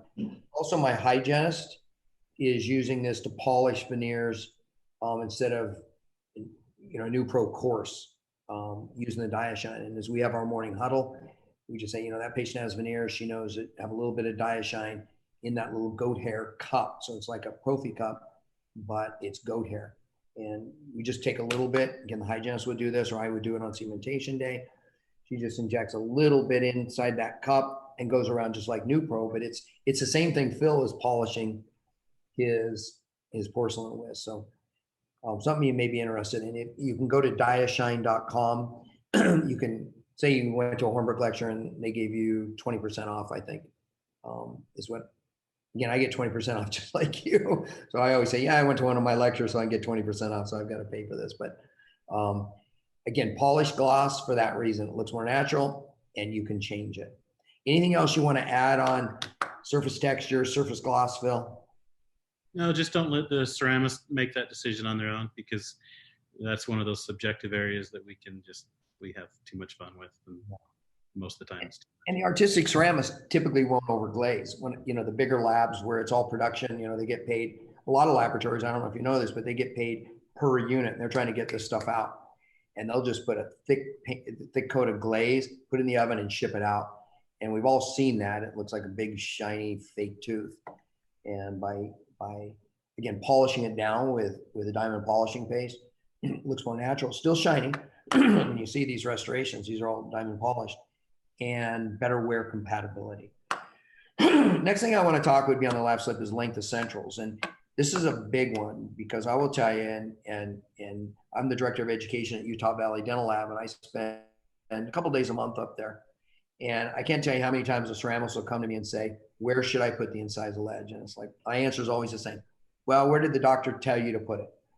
And it's like, well, they didn't. They didn't tell me how long these centrals should be. And, you know, everything is driven by the length of the central. And, you know, that incisal edge, you think dentures, every tooth in the mouth is driven by the incisal edge position of the centrals. You know, the mesial buccal cusp of the maxillary first molar is driven by the second premolar, which is driven by the first premolar, which is driven by the canine, which is driven by the central. And if the ceramist does not know where that central incisor is supposed to be, the length, I mean, it's a crapshoot. I mean, that's a prep and pray. And we see that a lot. And Kent, who as a COO and his background is these all on fours or all on X's. I mean, I can't tell you how many times, you know, doctors will place 4 to 6 implants and then expect, you know, a prosthesis made, and they don't give them any information about where those centrals are supposed to be. And so that's number one. Phil, I bet, you know, if I gave you just exactly where I want that position, that central, you could probably design a relatively ideal smile line, right? It might not be perfect. I'd give you other information, but would you agree with me on that? Absolutely. I map every single case out with my cell phone, which is interesting, I think, to some people. But when I have the length and the plane in the right place, I can map the entire case out and even check right to left, symmetry, all kinds of things. But without that length, we train a lot of waxers here, high-end waxers. We need high-end waxers, so we train them. And that's the first thing we tell them: don't guess on the length. Whatever the dentist gives you, 11 millimeters, 12, whatever it is, follow that exactly, because we don't have the patient in the chair like they do, and start everything from that point. We've all got too far into a case and then realized that we didn't follow a length and had to backtrack. So especially with pressing and ceramics and stuff, if we get too far ahead and we've got a 10 millimeter tooth that we've cut back and we're going for 12 millimeters, it's a problem. Or the opposite, if we take a 12 millimeter tooth, it's a translucency tooth that the doctor's asked for 10 millimeters, and I've just layered a 12 millimeter tooth, all of that work just can come right back off. So that's one of those areas that we do really lean on the dentist to give us those lengths. And I'm sure you've had doctors that didn't give you a length and you thought was good, and then they tried it in and you got it back. It's either too long or too short, right?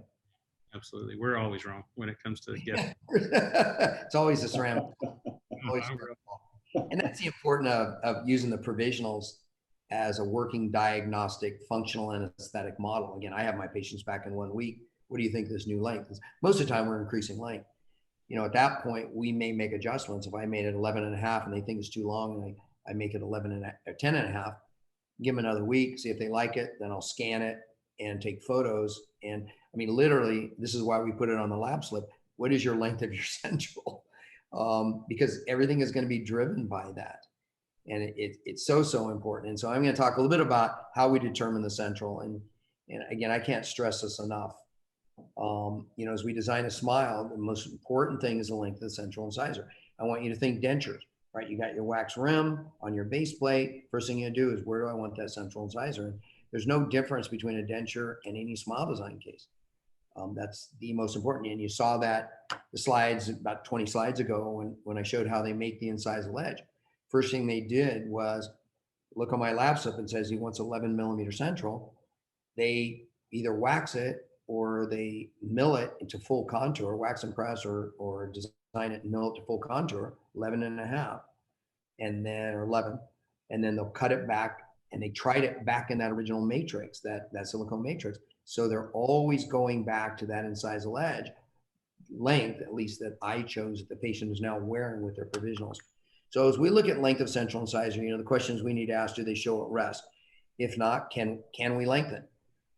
Sometimes we can't based on posterior tooth anatomy or maybe anterior envelopal function. We're not going to get into occlusion on this, but there's an indirect correlation between how much maxillary teeth show at rest, indirect, and age.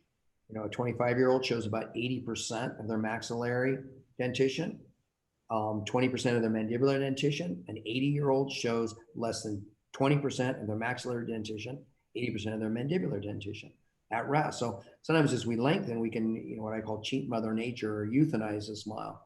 But we got to be careful with envelopal function and occlusion, if we lengthen it. The other question is, must we lengthen? Sometimes we need to lengthen to get our anterior guidance and our canine guidance. As we determine the incisor length, and again, this is going to be very quick. This is part of a 2-hour smile design lecture. The 22 millimeter rule is one that I use in the lab, Phil. I've gone over this with you, and when you say, I got to get this case out, I've got to wax it and finish it, and the doctor's not returning a call, how long should I make this central? We'll measure down from the vestibule 22 millimeters, and at least that's a start. That's how Jack Turbeville, which out of South Carolina, that speaks on dentures, that's how he used to set his teeth. What he did was measure down 22 millimeters, or measure down from the vestibule. Imagine a denture flange. We're not shoving it up into the tissue. A passive into the vestibule, and we measure down 22 millimeters. And after I talked to Jack, this was about 25 years ago, when I asked him how he sets his denture teeth, because for me it was arbitrary. I'd add a little bit of resin, a little flowable, and I'd say, that looks good. Let's add a little bit more. Let's add a little bit more. And it was arbitrary. So when I went back to my practice, after I talked to him, I started looking at smiles that I liked. Again, this is subjective, but smiles that I said, I like the way that looks. And all of them were within 21.5 to 22.5. And I thought, this is a great starting point. So when I look at a smile, especially when we see anterior wear on this incisal edge, I can say, it's 20, let's add 2 and just see what it looks like. The second is phonetics. After I take a flowable and add, again, this would be something I would do in my practice. I would check the V and the F sounds, make sure it hits on the wet dry line. If it hits outside that line, probably too long or too buccally displaced. Inside that line, definitely too long. Third is we like to look at width to height ratio. And again, this is something that Phil, when he takes his pictures, when he talked about a matrix or a grid, he'll take a picture of the smile with a cell phone, put the grid in, he'll be able to look. You measure this, I've watched you do it. You'll be able to say, there's something either I like about this tooth or I don't like. You'll take that picture and say, it's 85%, it's too fat, or it's 66%, it's too narrow. So ideally, we would like to see a central that's somewhere in the 75 to 80%. As we lengthen, as we look at that incisal edge, are we within that ratio or close to it? Last is protrusive and lateral intrusive concerns. Can we get guidance? I'm a believer in immediate protrusive, immediate canine guidance. Can we get this guidance? So this is a rough mock-up. I did my smile design on a patient. I mock it up. I look at the 22 millimeters. I look at phonetics. I look at the width to height ratio, and then I just have them very gently, otherwise I'll knock it off because this is not bonded on. Very gently go through protrusive. Can I get my guidance? If not, do I have to do some posterior anatomy? Do I have to do some enamelplasty, or do I need to lengthen? And then very gently, I can have them go through canine guidance as I mock this up and say, can I get my guidance at this new length? Sometimes I can, sometimes I can't. I've got to make a determination of, do I need to, and especially the canines, do I need to include the mandibular canines as part of this case to put a point back on? Sometimes that's the only thing I can do. So it's so important. And then obviously the patient's desires. The patient says, I want really long centrals, or I don't want to show this much. Obviously it's their teeth. So I'm going to make sure they're met. Some of the ideals, again, as we look at this, again, this would be us in our operatory as we're going through the smile design. The central length is approximately 1/16 of facial length. And these are a study done by Lombardi in the 70s. And some of you may have seen this, a True Bite Tooth Indicator Guide. These are awesome. You can get it through your dental laboratory because it's actually a lab product, but it was designed for dentures. If I looked at Phil and said, and what Lombardi found was the central incisor has a 1/16 ratio in relationship to width and height of the face. So if I looked at Phil and measured his face, literally I could determine what would be the ideal central incisor, and then I can look at shape. So some of you may say, oh, that's right. That's what it's called. Again, this is for dentures, originally to pick a tooth, but you put this up against the patient's face, the nose through the nose hole. You put this one bar to the zygoma, the other to the base of the chin. This basically tells me on Kevin, he needs 11.5 millimeter central. So as I mock it up and go through the previous things that I just talked about, I can go back and say, it's 11 millimeter central. His face should be 11 to 11.5. This is all gives me what I call staying within the norms as I design this central. So these are things you can do. The average is 10 to 11 millimeters is our most common central. So again, I've had these conversations with Phil or any of the numerous ceramists at the laboratory where, we look at this and we think, this is a 13 millimeter central. There's something wrong here. Or it's an 8 millimeter central. Can we lengthen that a little bit? But we should be doing it. I'm saying we as clinicians in the chair before even Phil gets to this. And then ideally, and then this is going to differ with age. In a repose smile, just at rest, 2 to 4 millimeter central incisor display when lips are at rest. An older patient will not show this. In a younger patient, typically it's a little bit more. But, as I do my mock-up in the mouth, ahead of time before Phil even gets this for the wax up, I'm going through all these steps. So, really take some time on this as you design the smile. And I think if you're doing cosmetic dentistry or you call yourself a smile designer, I think you owe it to your patient in this day and age with digital is to designing the smile. I have a saying, if it looks wrong, it's definitely wrong. If it looks right, it might be right. This is a case that came in to my office and I said, what can I do for her? And she goes, are my teeth too long? She just paid a lot of money to have the smile restored.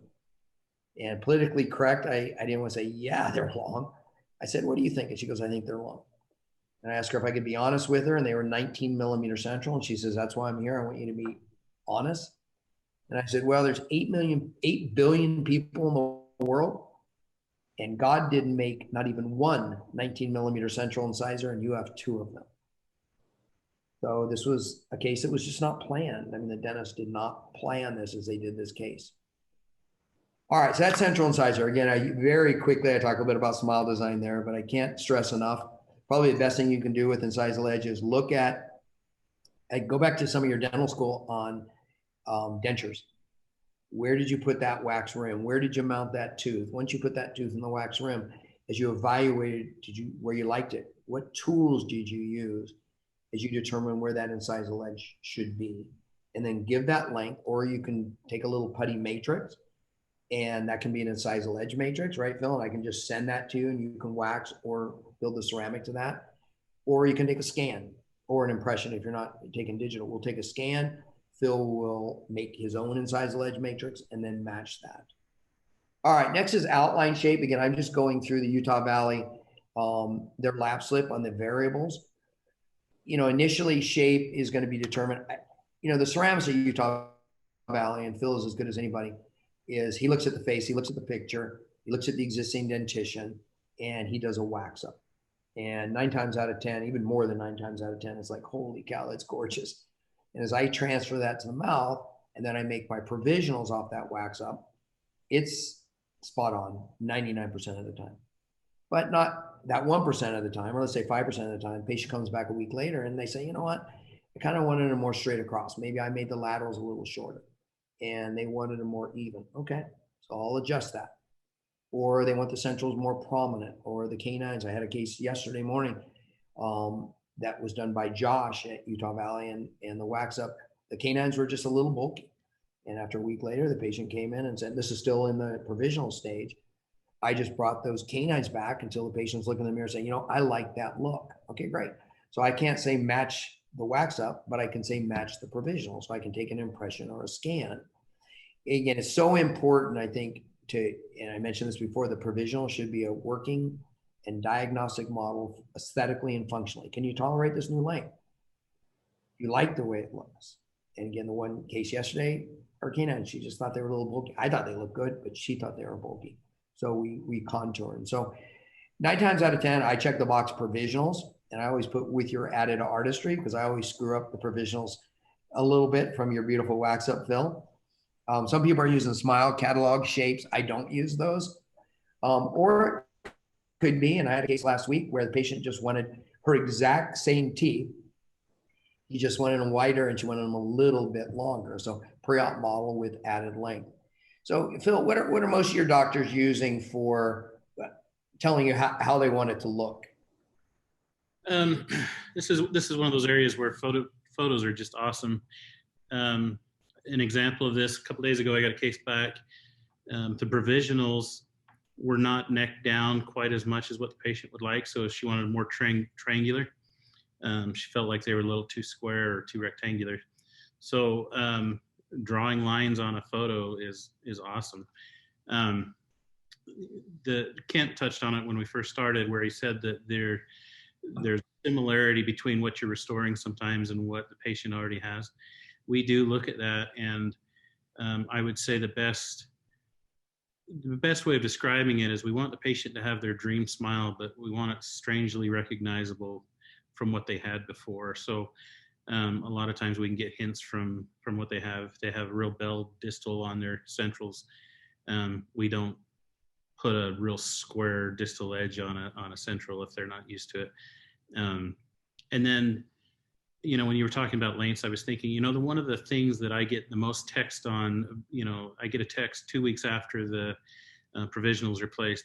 Length is one of those things, and shape is another one that we get a lot of little tweaks, little details that we change on them. I feel like a lot of things are not as subjective as people think they are, like, midlines and planes and stuff like that. But some of this stuff, like shapes, sometimes the characteristics, the translucency we put in, it's subjective. Each patient and doctor is going to ask for something unique.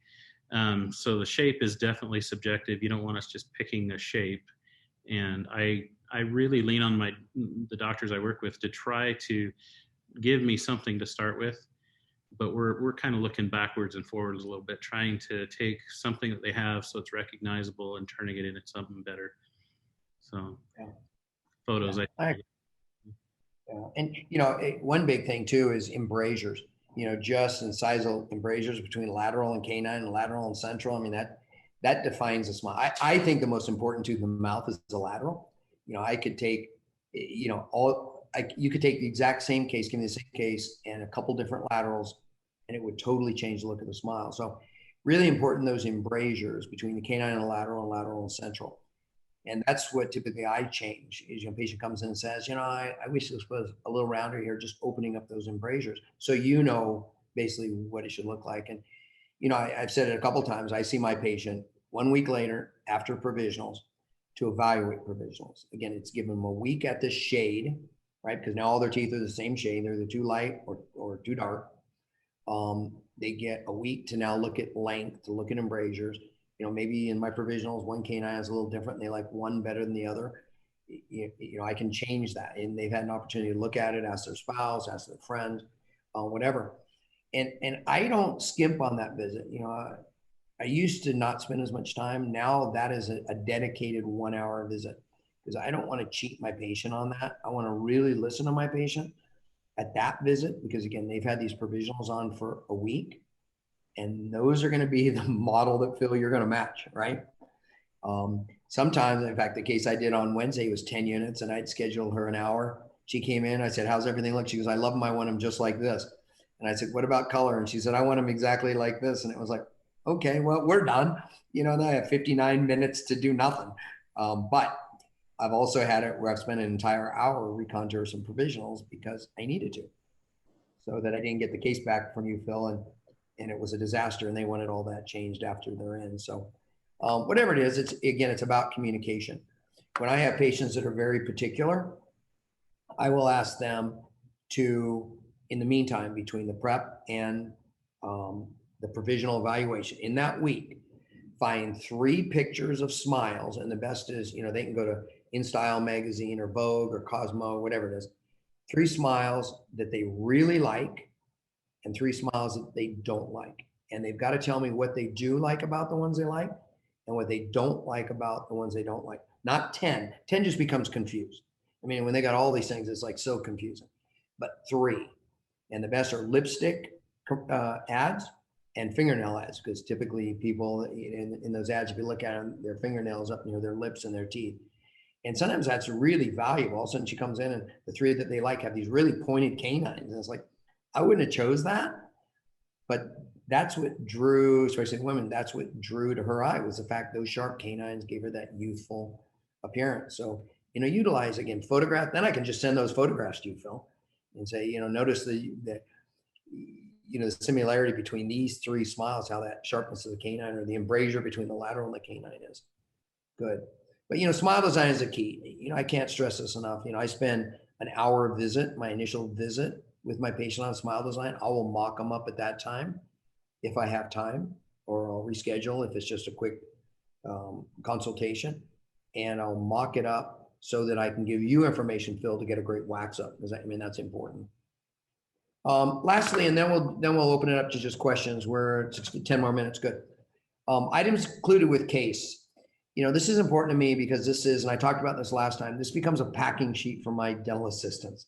Obviously I don't check everything and pack it. I do it and give it to them to ship out to Utah Valley. So, on my lab slip, if I circled PVS impression, upper and lower, the wax up, the face bow, the stick bite, and as my dental assistant is packing this up to send to you and there's no stick bite, then we know it's either in the trash can somewhere or back in our laboratory, or I forgot to take it. And then this becomes a unpacking sheet for the laboratory. And they go through, and I guarantee everyone that's listening, because I've done these lectures for years and years, everyone that's listening has forgot to send something they intended to send. And Phil, how many times have you got a case where there's no bite or there's no opposing, right? And they want it back in a week and you can't really move forward. You've had that happen? Yeah, don't put emailed photos if you haven't past tense emailed photos.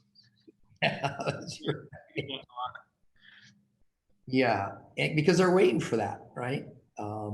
Again, I've got to make sure that they know that I need that little extra week, because they're going to get a second lab slip from me that's addendum for provisionals. And sometimes that's frustrating. At first it was frustrating because they didn't know I was going to do that. Now they already know to book it out. But I need another week. I need another week to give them the shade and contours. So be sure to use this, because we're all going to get that call and we don't want that call. Lastly is special instructions. Again, Phil, you hit it on the head when it's like, don't rely on your ceramist to figure out what you mean. And it could be the way you want a case mounted. If you took a deprogram bite, a freedom bite, ponic design, just because you want a 3-unit bridge, don't assume they know what kind of design. They might want to put an ovate ponic and they'll make a big hole in the tissue in the model. And then you don't have a laser electrosurgeon and you have no way to seat that now. Again, I want to make sure they understand that. I can't tell you how many times I've answered questions from ceramics in the lab, Phil, where they'll come to me and say, it would look better if I could bring this tissue up a little bit so the tissue levels are even. Can I do that? And I say, I don't know. Call the doctor, see if they can do that, right? Because the ceramists want ideals.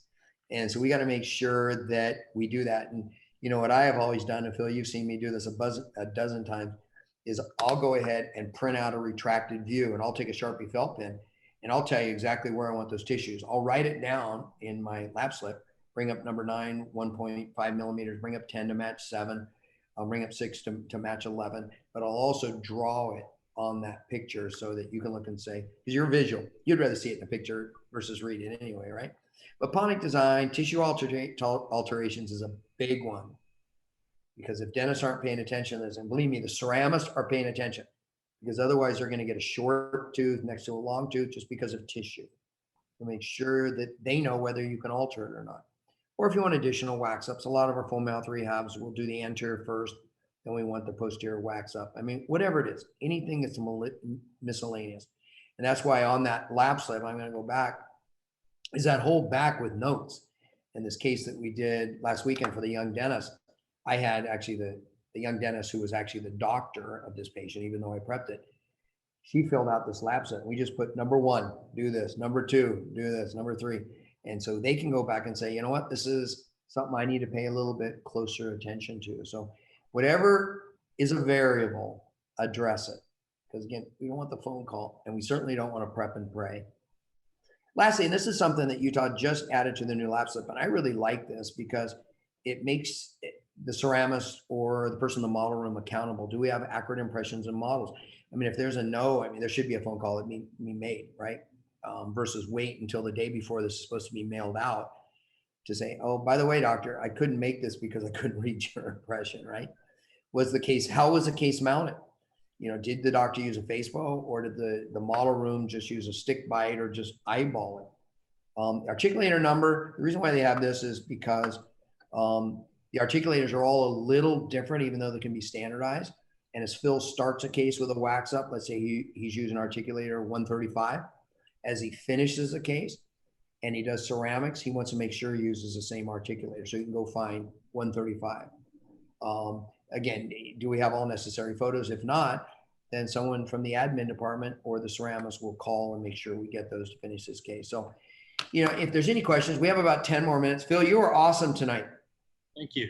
Thanks for joining. I know you had a long day, and you probably got another 2 more hours finishing cases, don't you? Gluing diamonds into ceramics, probably. So there are a couple of questions. One question was pertaining to pre-wax up regarding how do you do your freehand or your mock-up? Do you do it freehand, or what do you do exactly, David? What do I do? Yeah.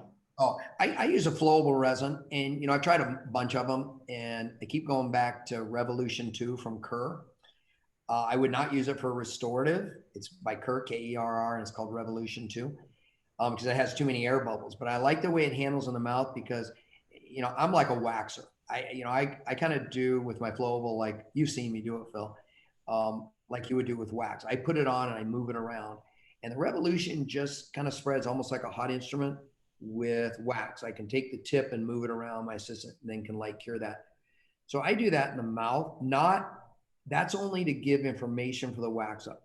I use a wax up, again, 95% of the time. If it's just a straightforward closing some diastemas, lengthening, I'll mock it up in the mouth on prep day, and that will be my prep guide. But for the wax up, I'm going to give Phil that information, and the things that are important. Where do I want the incisor? So if the patient has some wear, wants longer teeth, I'm going to mock those up until I say, I like that length, and I'll give Phil 11 millimeters. Then I'm going to look at smile line. Again, let's go back to dentures and wax rim. I am going to mock up the laterals, the canines, just cuss tips. And I'm not carving them like Phil does with his wax up. I'm just adding some resin to give him some information. I'll mock that up. Then I look at incisal ledge. Is it parallel to the interpupillary line? If not, I'm going to add a little bit to one side or take away from one side until it is. If the midline isn't on, sometimes if there's a diastema or there's a canted midline, I'll just fill it in. I'll take a disc and I'll just make a new midline, just like I would in a wax rim. I'll bring out the buccal quarter. I'll look at profile.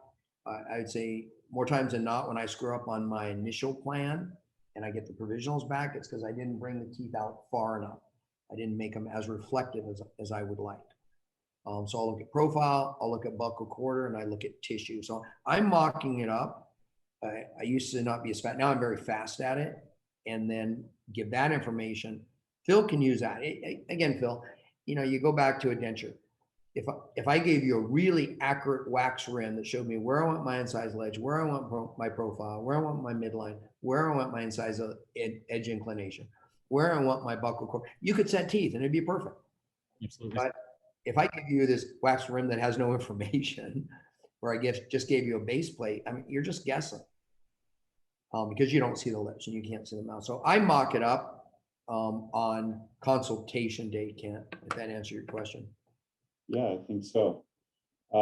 Last question. Well, there's two. First one is, what's the strongest cement you can use for a bruxer, but I think zirconia crown in general? Okay, so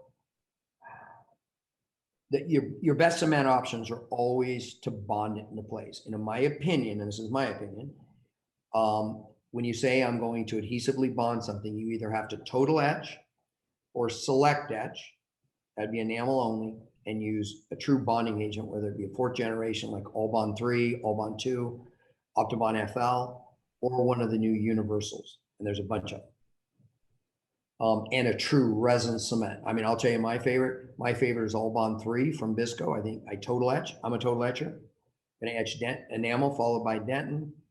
All Bond 3, multiple layers, air thin, light cure. And my favorite resin cement in the anterior. So this is an anterior crown that would be thin enough that I can light cure through it. Even zirconia, HT zirconia, I can cure through. I'm going to use Verilink Aesthetic, LC, Verilink Aesthetic from Ivoclar. In the posterior, my favorite resin cement is called Dual Link from Bisco. So that's always your best, adhesively bonding. Self-etching resin cements do not bond to Denton very well. I don't care what brand it is, it just doesn't bond to Denton very well. I'll use self-etching resin cements like Theracem is my favorite for a zirconia crown in the posterior that has a retentive prep. Parallel sided walls, grooves, or boxes or whatever.